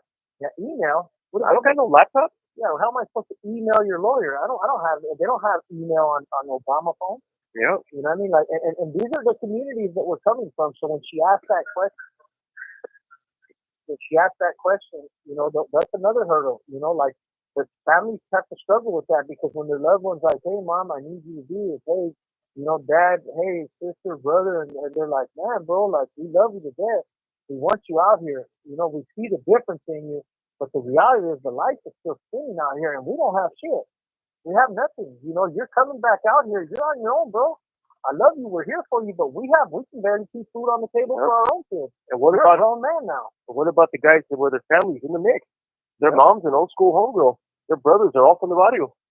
Yep. They're all from the same gang that they left. What do you do then? Where's the logistics in that? Yeah. The logistics are you have to learn to stand on your own 2 feet. Hey, I hate to say it, everybody, but they just called me for fellowship, prison fellowship.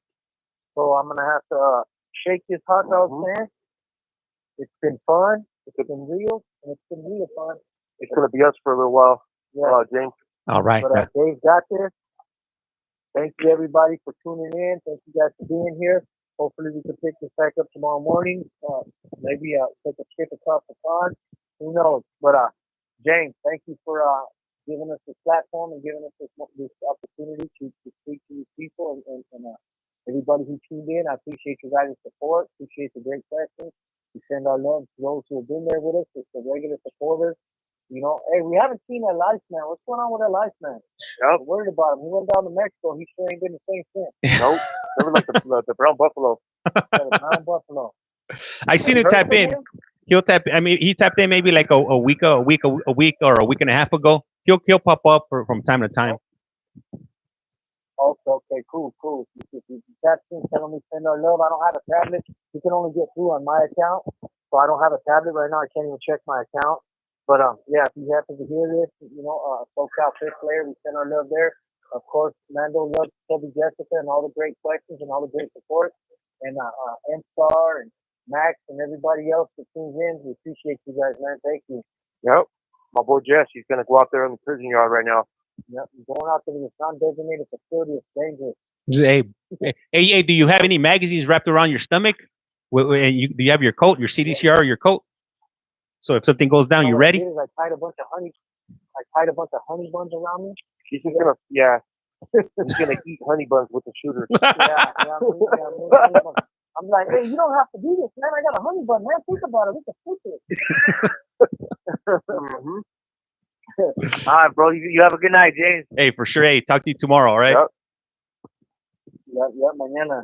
All right, and with that said, life is like a box of chocolates and a candle in the wind. Hey, the other day that song came on the other day. Yeah. Like a candle in the wind from Elton John. Uh-huh. And I told Jesse, that's the song. He's like, that's what you're saying? That's the song that you're promoting? It is. It is, Jesse. No, so that song, right? That's the... Esta llamada y su número de teléfono será controlada y grabada. He wrote that song for Marilyn Monroe, but after she died, you know? Yeah.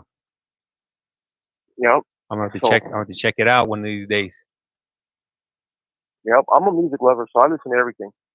Jesse says I have a wide palette. I go all over the place. I'm looking for that UK techno rock. Because I know anybody that's still up right now, listening to that is clearly, I don't want to say on something, but into techno rock, though, I'll say that. Yeah, the UK, man. What time would it be over there? Like 1:45? It's 8 hours ahead, so like 1:44. Anybody from the UK, can you guys confirm your time right now? And we actually had somebody that tapped in on here. Le queda un restante de 60 segundos. We had Prison Bright to Be. She said she was from the UK and listening in. Prison Bright to Be? Yeah. Who's she? I didn't know more about this Prison Bright to Be. No, that was her handle. She's from the UK. Jesse wants to know too. No, All right. you know what? That was in 60 seconds, huh? Yeah, we got hit with the 60 seconds. All right, I'll give you a call back. All right, cool, for sure. All right, so right now it's only going to be David. Jesse has to head out. He has some other prior commitments he needs to attend to. So right now it'll just be David on the phone line. And let me see right here. So I'm gonna go ahead and ask him Kimberly's question, and Kimberly wants to know what is his plans when he gets out, and then I'll just go ahead and continue down the questions. Sugar Cookie 222. This is very interesting. All right. And Renee wrote, thank you. All right, let's see here. This call is now being recorded. Global Telling. Usted tiene una llamada prepagada de David Lopez.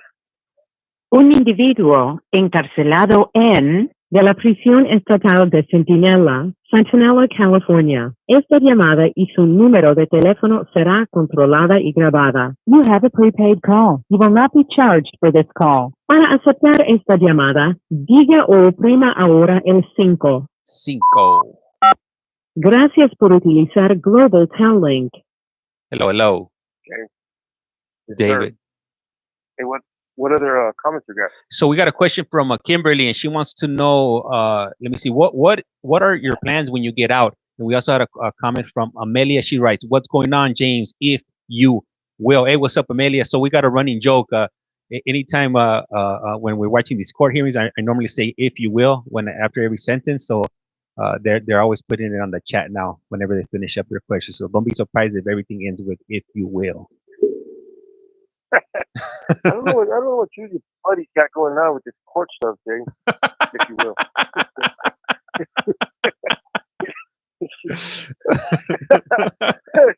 Yeah.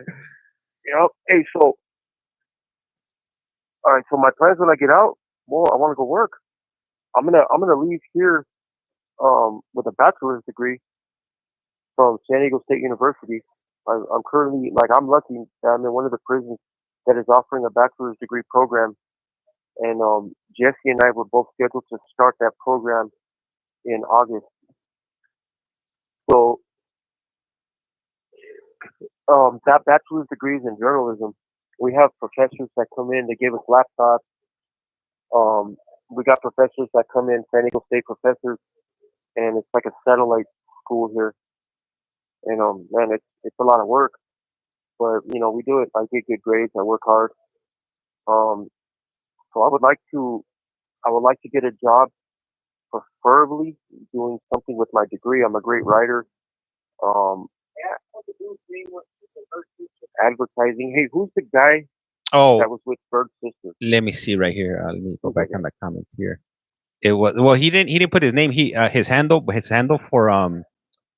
on the chat was Esta llamada y su número de teléfono será controlada y grabada. Fly Chiefing. Fly Chiefing was his handle. That's how we know. His name's not on there.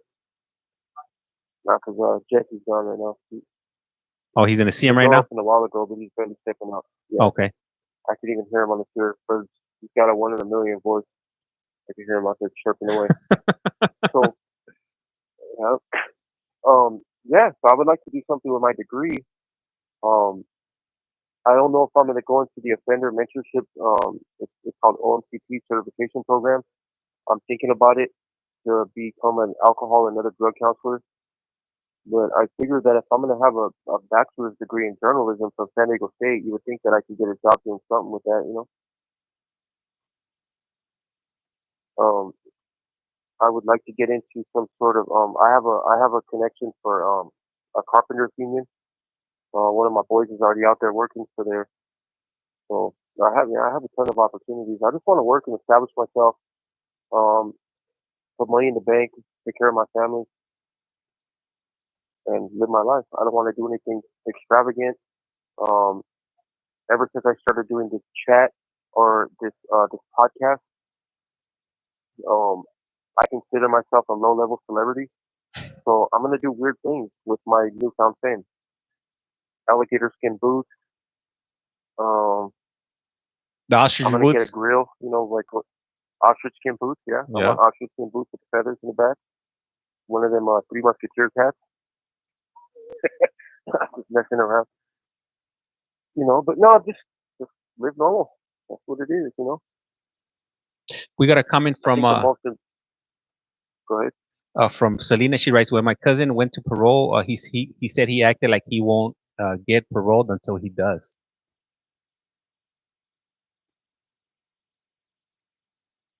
That just don't make no sense. I was trying to I'm trying to process what she said right now, and it's like, all right, so what do you mean? Like he's not going to do anything to prepare for himself? No, I think until he actually gets paroled. I think what she means is that because how, like it's not real. It's not real until you actually walk out. So I think that's the way I interpreted it. That he's not. But that's how he's gonna act. Like, unfortunately, the way that you act in here is the way you're gonna act out in society. That's just what it is. Whether the doors open up for me or not, I'm a lifer. I could spend the rest of my life in prison. I could die in the cell. That's what it is. Or I can go home. But the fact of the matter is I'm gonna act the same way as if the gates are opening tomorrow. Because that's who I am today. That's just what it is. That's who I am. It took a long time for me to get this way, but I'm not going back. I'm never gonna go back to who I used to be. So it makes no difference if I parole tomorrow, a year from now, 2 years from now, 10 years from now, or if I die in the cell. I'm just David. I'm just doing me. I'm a student, my husband, father, son, brother. That's what it is. I have an opportunity to. I have a voice now. I have a platform that you James have given me, and this is how I interact with the world. I got a TV. I got my laptop in here. I got music. But at the end of the day, I'm locked in a cell. I'm locked in a cage as a consequence of who I was. But that's all in the past. That's what it is. You're if you want your loved one to have success out there in society, those changes have to be made in here. There's no excuse to use drugs in here. If you use drugs, you're using it as a crutch. There's not, oh, well, you have a hard time in prison. Well, yeah, prison's a hard place. I just need to escape for a little bit. I need to get away. I need to just get a little taste. There's no big deal. If my loved one has a phone, a cell phone, or smoking a little weed here and there. Look, there's a lot that goes into that. It's not just the act. Yeah, people smoke weed out there. It's legal out there for the most part. In a lot of places, they're not enforcing it. But in prison, it's illegal. You can't smoke weed in prison. To come up with it, there's a whole bunch of things that you have to do to get something like that. Same with a phone. There's all kinds of criminal behavior that exists behind the scenes on hiding the phone, buying the phone, all kinds of illicit purchases and conversations with shady people. There's a whole bunch of shit that if you repeat that out in society, you're going to come back to prison. Or you just man up and do your time. Do your time, follow the rules, do what you got to do, and get the hell out of here. You can buy all the cell phones you want when you're out of prison. You want to smoke weed legally? Get off parole. Go to a place where it's recreationally used. You don't have to break the law. Or you can try to roll the dice. But how's that been working for us?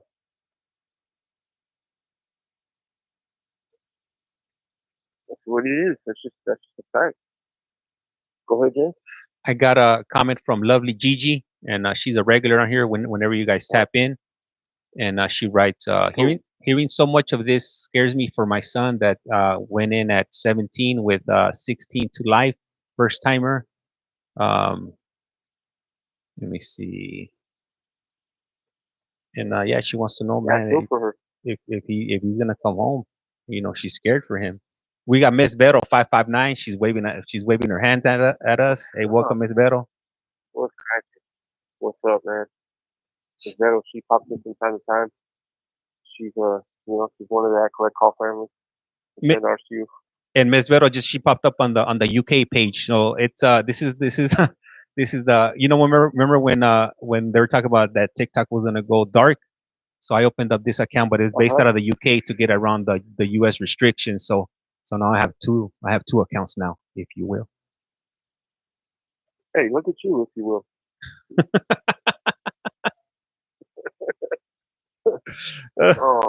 Yeah, we send ours, and your son will go home, but I'm gonna be honest with you. It's like I said, it's up to him. How long he spends in prison is up to him. If he came in as a kid, 17 years old, 16 to life, your son's gonna go to board sooner than later. He's a youth offender, especially a youth offender that came in before his 18th birthday. He's gonna go to board regularly. He does not have to get denials every time he goes to board. Unfortunately, he's young. I don't know how young he is, but if he's been there for like 10 years, so he's 26. That's still fairly young in prison. That's when all the knuckleheads are that age. But he's gonna have to courageously step aside and tell his homeboys and so because you're gonna get homeboys in here, even if he wasn't from a gang when he came in. You're gonna get homeboys in here. You're gonna get that gang mentality because that's just what prison does. Everybody here runs with somebody, and he's gonna have to step away from that or just get the courage to tell his homeboys, I don't want to do this anymore. When he goes to his annual, he could tell his counselors if he's got a little bit of clean time. He could tell the counselor, I would like to go to a non-designated program facility. It's not PC. It's not SNY. It's none of those things. It's a separation from politics. That's what it is. That's it. He doesn't got to tell on nobody. He don't got to do none of that. He didn't even got to tell nobody where he's going. They transpack him. He could even lie. Oh yeah, I'm going this place. And that's it. He's gone. Never see them again. That's all it is. Come to a place like this, get into school, and start working on going home. Start getting his board packet together, and he could be home with you. He could be home to take care of you as you get older. We all have decisions. Got to make them. What else you got, James? Let me see. Also, we had so Northwest Road. I think she meant not getting his hopes up until. So how I read that message earlier on about paroling. So yeah, Selena clarified. She said, yeah, that's what I meant. That he just wasn't gonna get his hopes up until on parole and whatnot. It's kind of the same concept, though. That's what's hard on the family, though, is because your guys' hopes get up and out there, but he just has to. It's his expectations. He just has to lower his expectations. Remember, it's not about doing what you got to do just to go home. It's about doing what you got to do to change who you are. And the parole board, I mean, yeah, obviously you're going to be crushed if you go back to get a 3-year denial or a 5-year denial or something like that. Esta llamada y su número de teléfono será controlada y grabada. But it's not the end of the world. They're going to, sometimes they do that. I've seen the board deny people and they come back and they take it on the chin. And they're like, you know what? They get a 3-year denial. The board says they're mostly ready, but they want to see a couple more things, so give them a 3-year denial. But the board will pull them back. I've seen them pull them back in a year and a half, a little over a year.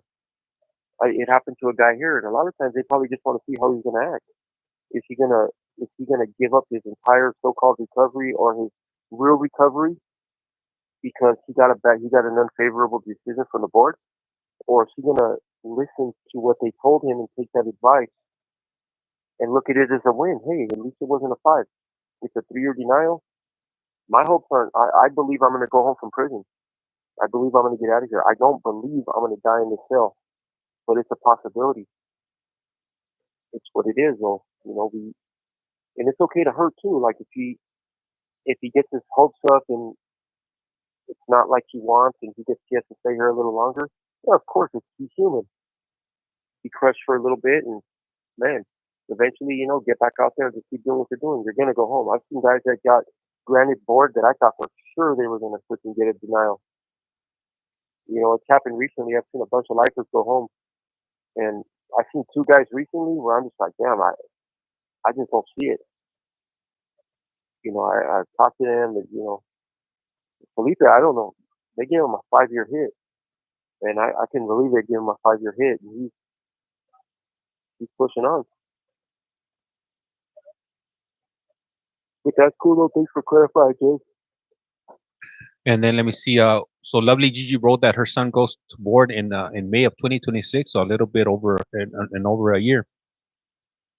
Le queda un restante de 60 segundos.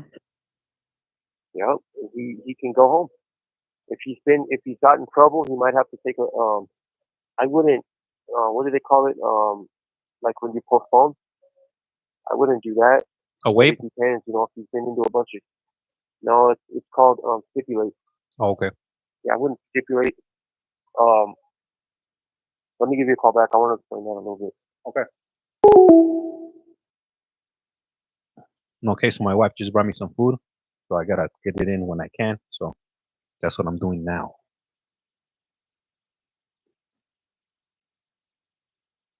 And my pulmonary, what was calling? Getting a call from prison. Oh, somebody else is calling me on the other line. So let me see. James, that parole hearing in CT. Man, it crushed me. I gotta find his hearing. He goes back in 6 years. I think I know which one you're talking about. This call is now being recorded. Global Telling. Usted tiene una llamada prepagada de David Lopez.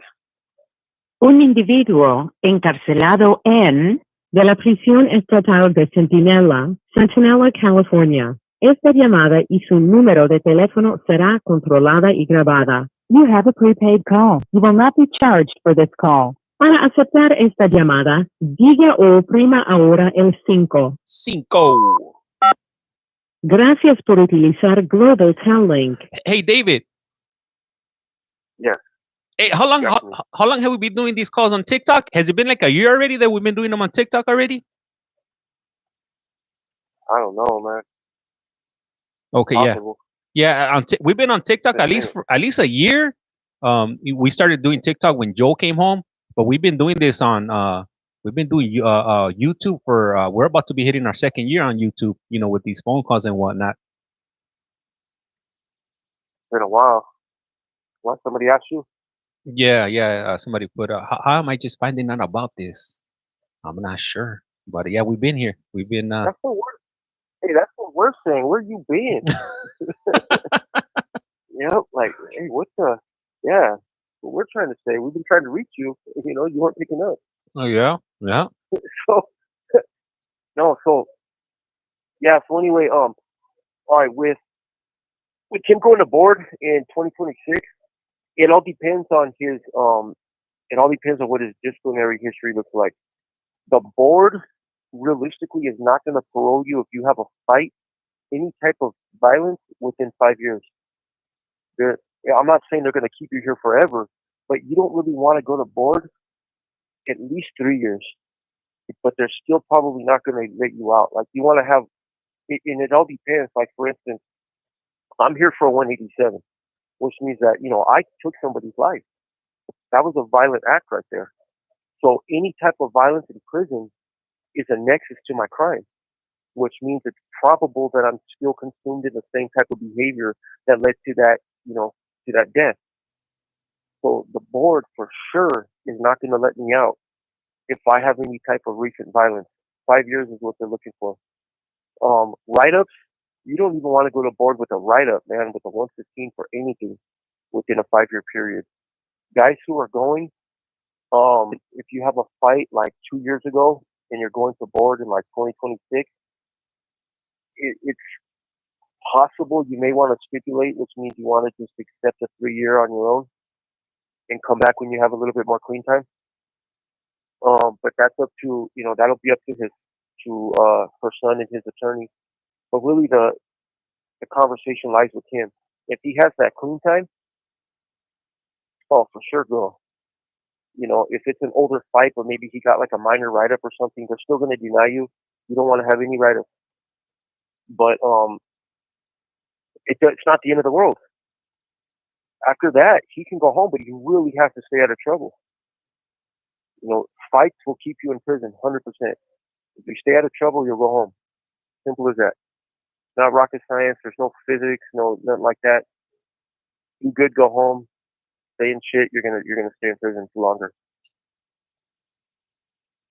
Hey, David, what about Go ahead. what about if you're involved in an altercation but you're not the aggressor, and would that affect you? No. It depends. If he got a 115, Esta llamada y su número de teléfono será controlada y grabada. If he's a victim of the fight, like it won't affect you. But if he fought back and got sprayed and didn't get down, didn't do nothing to like de-escalate the situation, it's probably gonna affect you. Just being real with you.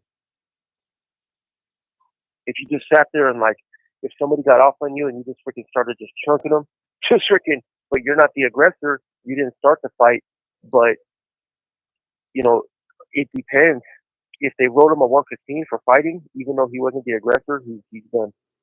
Not for a while, not for too long, but definitely they're going to deny him for that. So, in other words, just like blocking and not hitting back the other individual. Blocking. Running. If you do hit back, but make sure. Well, running, you're good, but no, I'm saying, yeah, you're good, but no, I'm saying that if somebody comes and they start trying to get you, and you're blocking and you're backing up, you'll be all right. You don't like me. I got a 115 because I went at it with two dudes and I didn't get down, so I still got a 115 for refusing a direct order, and I fought back. That's something that I'm going to explain to the board. But I have the clean time because it happened in 2018. Yeah, because we're asking that now because look, we're on a yard where people don't want to be on this yard. They're bringing people here. It's not voluntary like they said it was. Some of it is, but they're just putting whoever here now. So, and they're bringing dudes straight from reception that don't want to be here, and they're getting off. Level 3s too. Not just the level 1s, the level 3s. So, we asked, well, I mean, we're not going to just get victimized. So we're asking what it is, and they're just saying, look, you could back up if you have to like put your hands out to protect yourself. That's understood. But when they come to respond to the incident and they say get down, you better be backing up and you better get fucking down, or you're gonna get a 115. And if they jump on you when you get down, I mean, anybody that's grown up in the hood fighting, like I was in the hood fighting since I was a kid, like they ain't gonna do nothing. I'll take some hits. If they got a weapon in their hand, that's a little different, Hey, there was a guy, James, one time so I got into it with some fool in the county, right? And that was a vicious fight, James. This was a while ago. Like me and this dude, we were fucking going at it, man. And I actually we were fighting at the top of the stairs, and he doped me pretty good though. We had given him a calentada and shit, and everybody the officers ran in and they tried to break it up. So they didn't know who was really involved because we had already stopped. So they told everybody to return to the cell so they can inspect us for injuries and shit, So when I got to the top of the stairs, that dude he gave me a good one, James. Fucking full blown, just fucking doping me right in the face, right? Hit me with a haymaker, right? and so me and this fool, we just started going at it. Well, we were at the top of the stairs still, so I got him and I tried to like throw him towards the stairs, and then this fool he like reversed it on me, and I thought he was gonna throw me down the stairs. And so I was like, oh shit, I'm gonna get thrown down the stairs, you know. And then out of nowhere, he just like, I don't know, it was weird. Like he just gave up or something, and I flung that dude, and he flew right down. He flew down the stairs. So I went down. I was getting shot though by now. Like they were lighting us up with they have these like they have like this gun that shoots these like they're pepper balls. Mhm. So they hit you. They're like paintballs, but with pepper spray, you know. So I'm getting I'm getting rocked with these freaking things, man. I'm covered in them. I must have got hit fucking 30 times with these things, right? So I'm going towards them because now I'm pissed. You know, this will dope me. So I'm on them, and I'm just like I'm on them, and I'm just I'm like I got him on the ground pinned, and I'm getting him pretty good. Well, I thought he was done, right? I thought he was done because he looked like he was kind of unconscious. So I got up and I laid down, right? I laid down, and this fool popped up, James, like a freaking robot, man. Jumped up on me and then beat me to the ground. This fool, James, beat me senseless. And so I can take a hit, you know? Yeah, this fool fucking, I don't know. He just came alive one day. So I look at it, I just look at it like, look, if these fools do something and they jump on you and they actually get you, as long as they don't got a weapon, like really, like you could take an ass whooping. Man, so how bad was it? How bad did this dude, like, okay, so, all right, so I was already proned out. Like he looked like he was unconscious. So I was like, all right, he's done. So I went there and I laid down. And when you prone out, you got to lay face down on your stomach and put your arms out, right? So this dude, we had no disregard for the officers. Like they were shooting and doing all that. We didn't give a shit. We were more concerned like with each other, you know. So when I was laid down, proned out, he jumped on me while my face was still pointed towards the ground, like I was on my stomach. And he got on and he straddled me and just fucking unloaded, man, on the side of my head, the top of my head, back of my head. Yeah, just good. And then I heard him go like, he went off for like, man, he hit me some pretty good fucking shots. And I just heard him go, ah, fucking yelled, and they tased him. He flew to the ground. They tased the shit out of him. Yeah, it was crazy.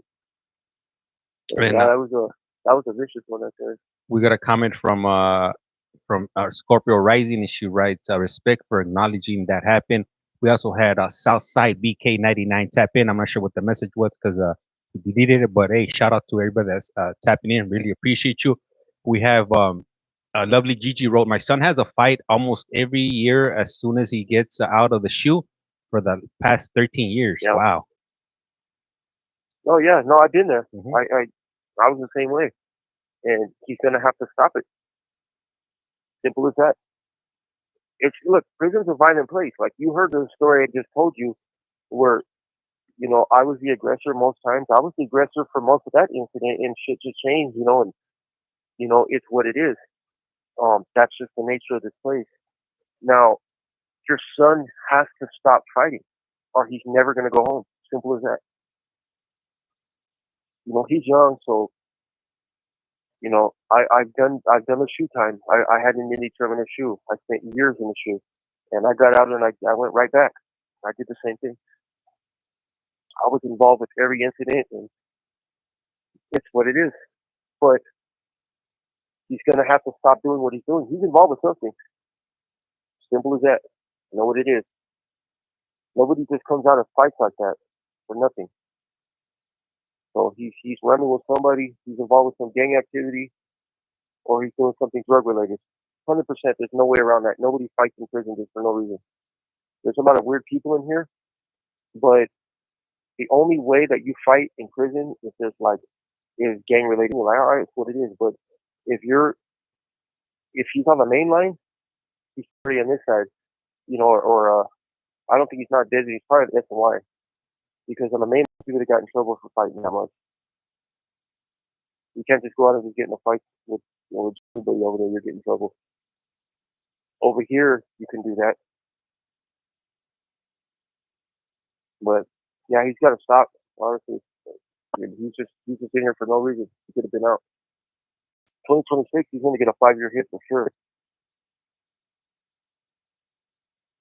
Let me see. I got another comment from Ms. Vero. She writes, "It's such a different world out here for someone Esta to llamada y su número de teléfono será controlada y grabada. adjust to after so many years. Worrisome." Yep. No, and you know what? She's seen us before. You know that, right, Jane? Yeah. I'm not gonna say why, but she's yeah. She's seen me and Jess. She's seen how we interact with our people, you know. Mm-hmm. And we're relatively normal, you know. But yeah, it's gonna be a big learning curve for us getting out there and trying to readjust and dealing with our concept of respect is a lot different than people out there. We don't just bump into people, and when we do, we say excuse me. You know what I'm saying? It's gonna be a little different. We try to purposely avoid issues, especially those of us that actually have violence in the past and been involved with stuff. We're not trying to get into any situations with anybody, so we go above and beyond to try to mitigate that. And let me see. Miss Scorpio Rising says she wrote, "Oh, this just recently happened," and I typed in the message that this the story you were speaking about earlier on was in when you were in county jail, right? Yeah, no, I haven't had any violent incidents since 2018. But the one I'm talking about right now that happened probably in 2014. Le queda un restante de 60 segundos. Probably 2014, 2013, around there. Long time ago.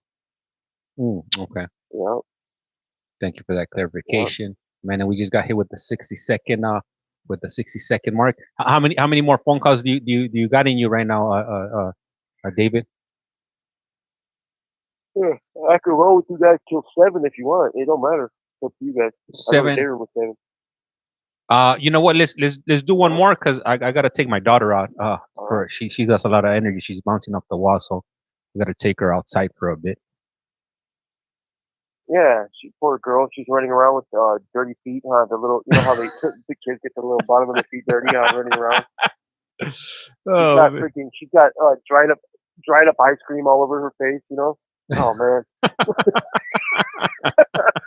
Come on now, James. Oh man, I'm messing up over here. All right. So hey, let me see. Jen did it, man. What's up? Why are you always late, Jen? Come on now. We've been up for almost 2 hours already at this point.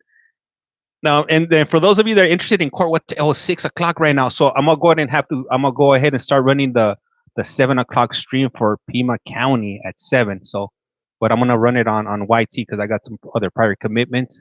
But hey, I was on this morning. We did some Board of Parole hearings in Connecticut today. I think I was on for I want to say 6 hours. Damn, I've already been on here way too much. That I just thought about it. I spent way too much of my day in front of this camera today. This call is now being recorded. Global Telling. Usted tiene una llamada prepagada de David Lopez. Un individuo encarcelado de la prisión estatal de Centinela, California. Esta llamada y su número de teléfono será controlada y grabada. You have a prepaid call. You will not be charged for this call. Para aceptar esta llamada, diga o oprima ahora el 5. 5.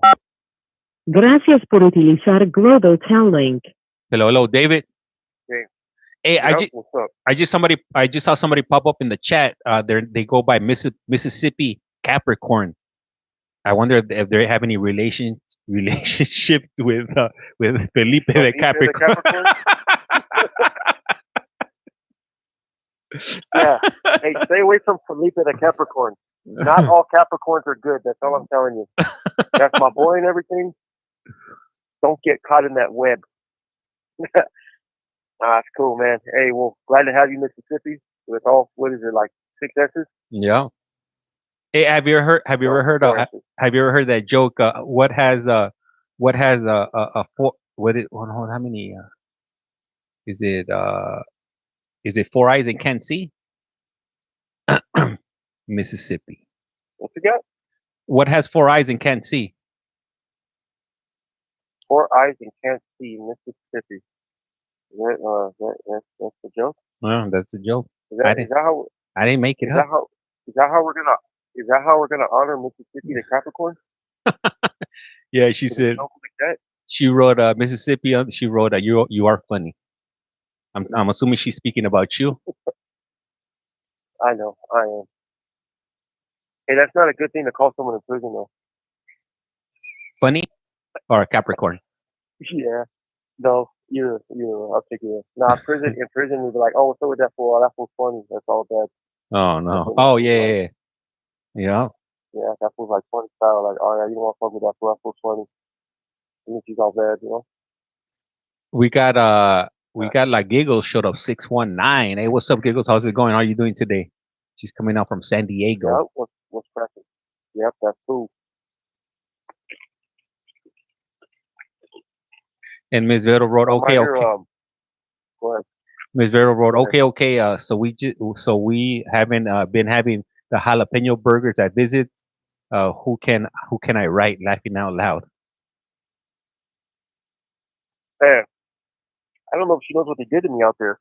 I haven't been a visit in I've been a visit in like a month and a half. I'm fucking traumatized.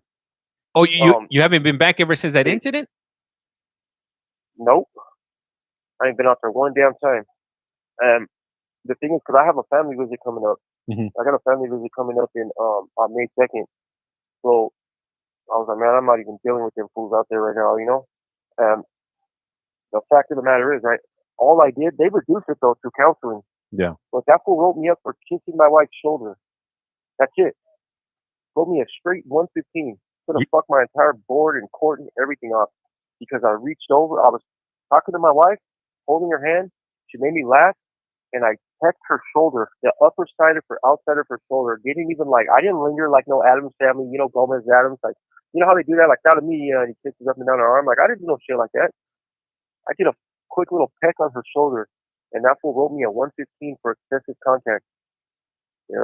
You out of control, David. You crossed numerous lines doing that. Oh my God. And that shit stressed me the hell out. So yeah, I freaking they reduced it though. I didn't even have to go to a hearing or nothing because they seen that shit too. The sergeant already seen it. Like, oh really? Like, come on, man. So they put it just as a counseling. Yeah, you don't even want to get a counseling. I don't go to board anytime soon, but you don't want a counseling card either. But at least it's at a 115, You know what? And with that incident happen, has there been any other similar incidents like that where people have gotten 115s for minor? Hell no. No. So you were the example? Nah, I guess so. And it's not a very good one because people are just doing what they do out there, But there was some dude that got there was a dude that got a 115 for sexual contact, which is different, Mm-hmm. But he at the end of the visit, he got 2 scoops of his girl, from behind and mm-hmm. lifted her a little bit, gave it a little jiggle. Yeah. So yeah, he got, what I'm saying, he got in trouble. He got a 115 for that. He lost his visits for 30 days or something like that. But the thing is, come on, man, that's just human interaction. I was above the table. I hadn't done anything, anything shady in there like that. I didn't, nothing. I was just a peck on her shoulder. That shit was crazy. I don't even know. Yeah, that's just being human. But yeah, that shit fucked it all up for me. Man, it stressed me out. Let me. Ms. Vero wrote, it's been real strict. Hands on table stuff is what they kept telling us. Yep, and I had my hand on the table. I had my hands on the table, and I just reached over and pecked her shoulder. Do not, I'm telling you, careful with that shit, especially with that freaking dude out there. It's good.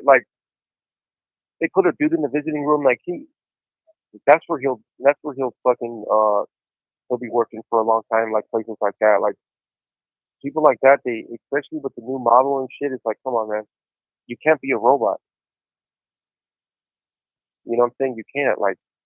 Try that shit over there on one of them other yards with all them mobsters over there and shit like that. Get one of them for something like that. That's just what it is. But people come over here and they act like they're doing the most. It's come on, this is a programming facility. It's a program yard.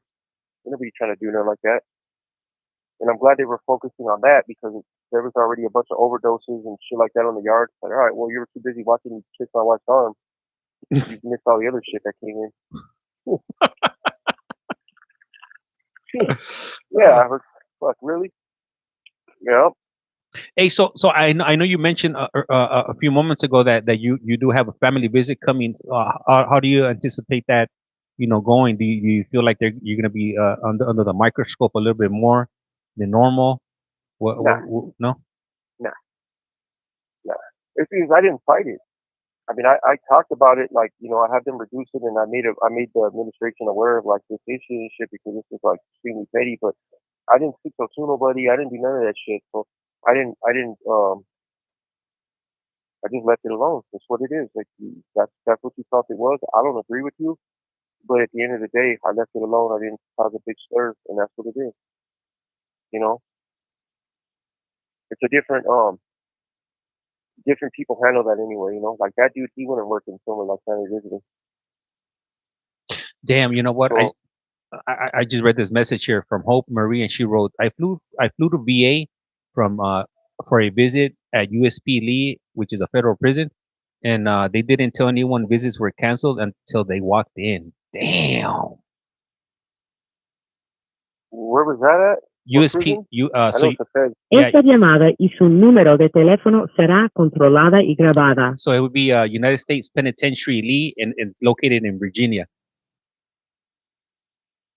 What the hell? So what did she do? Fly out there and freaking they got her at that time? So she flew. No, That's fucking horrible. So she flew. She flew she flew there and drove up to the prison. And when she got in, they were like, "Hey, visits are canceled." Poor girl, man. That shit sucks. Man, you know what? Sorry to hear that. That's what happens when the robots run the prison system. No human freaking, no empathy. Go ahead. One time I had a buddy that was up in he was in McDowell, FCI McDowell, which is up like in the freaking mountains. I think it's like in Virginia or West Virginia, one of those Virginias. And I drove up there because I happened to be I was out in the East Coast. So I took a drive up there. I think it was like a 5-hour drive from I was in North Carolina. So I drove up there, and when I get up there, they were doing count, so I had to leave, and then I had to come back once count was over. So I go back to the prison, and I'm thinking, because every time I go in, I'm expecting them to do like the ion test, to rub my hands to check if I've come into contact with any type of illegal substances. So I wash my hands before I go into the visit. You get processed in, and when I go in, they test me, but they test my pants, and my pants came up with contact with some type of substance. And I was like, what? I was like, that doesn't make any sense because I'm not around any of that stuff. And then I was like, well, yeah. I was like, if that's the case, I was like, well, let me run outside and let me grab some other pants so I could swap them out and you could test those pants. And she was like, no, you have to come back, and you could come back in 2 days. I was like, hey, I don't live down the street. I live on the West Coast. Like, that's it. Like this is over. And when I went to visit this particular homie that was out there, that's when I would go visit him. I would never tell him I was gonna be going. I'll just show up because if instances like this when it just for whatever reason they feel like to go that extra mile when you're trying to get processed in. And after the fact, when I got back home, I was like, hey fool, I was like in the state and or the state over, and I went to stop by, but they didn't let me in. So hey, shit, that visit obviously didn't happen, but definitely I could relate to those type of situations that cops be, the type of situations that cops be doing when you are trying to visit individuals in prison. So you can't take the human aspect out of prison. We're not robots. We're people. Yeah. Yes, we've done things, but we've done things. I committed my crime almost 15 years ago. I'm healing. I'm moving forward with my life. I'm still I feel things. I feel pain. I feel, fear in those things. I feel love. Just like anybody else. And, our family members that come from society aren't, even the way that we're desensitized. Esta llamada y su número de teléfono será controlada y grabada. Families are not desensitized to prison like we are. And if it hurts us, imagine, I can imagine what it does for you guys out there, that aren't used to this. You can only punish us so much. Like yes, you've punished me, you've taken me away from my family, you've stripped me of my liberty, and for good reason, but you can only do that so many times before I start to get used to it. I start to adapt, and I just start to live out my life. This is what it is. It's like, okay, so it's almost like they have to find something else, some other way to like to rip a scab off or something, but that's what it is. There's weird people that are working here too. In this time that we have been having that conversation, lovely GJ stepped away and she just got back into the chat. She wrote, "Dang, I'm sorry, I'm a nurse and I had to go deliver a baby." Damn, me and David are having this conversation and you're delivering babies. Hey, tip my hat off to you, lovely GG. Yeah, who am I as a person compared to GG? You know what I mean? Wow. Yeah. Bring us her. How can I say that biblical? Bring us her of life. The placenta. Yeah. Yeah. Yeah. It's what it is, man. But that's cool. That's cool that you did that. It's crazy how another life started. Right. I think about that. Yeah, I think about that in relation to my case, where I'm like, man, that was somebody's baby one time. I had no right to do that.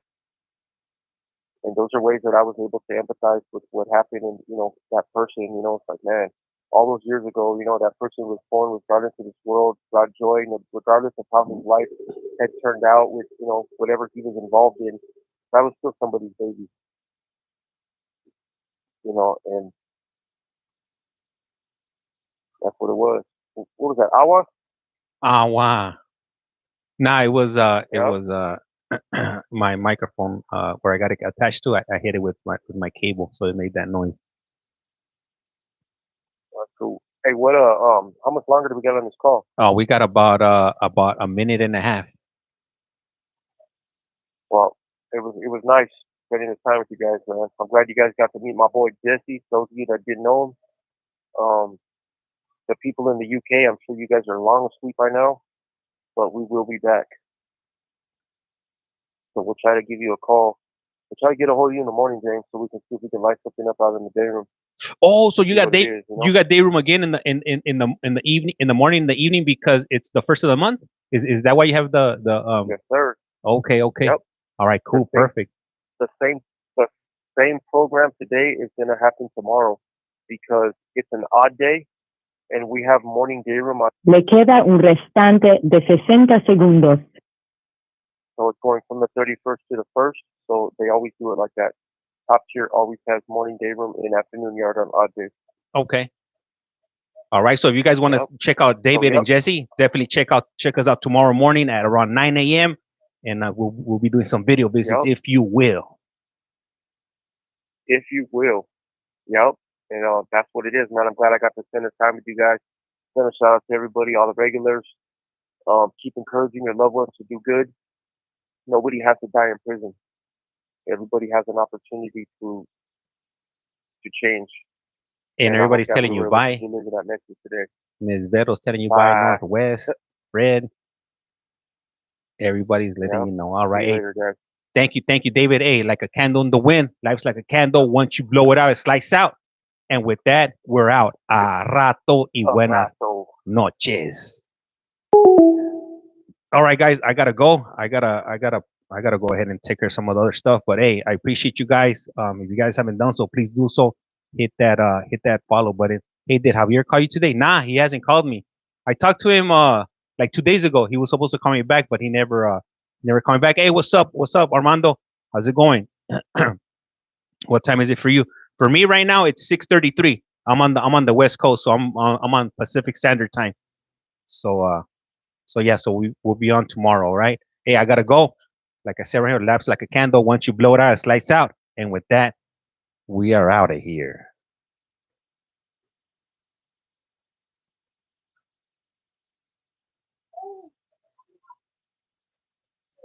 I told them I gotta go. Yeah.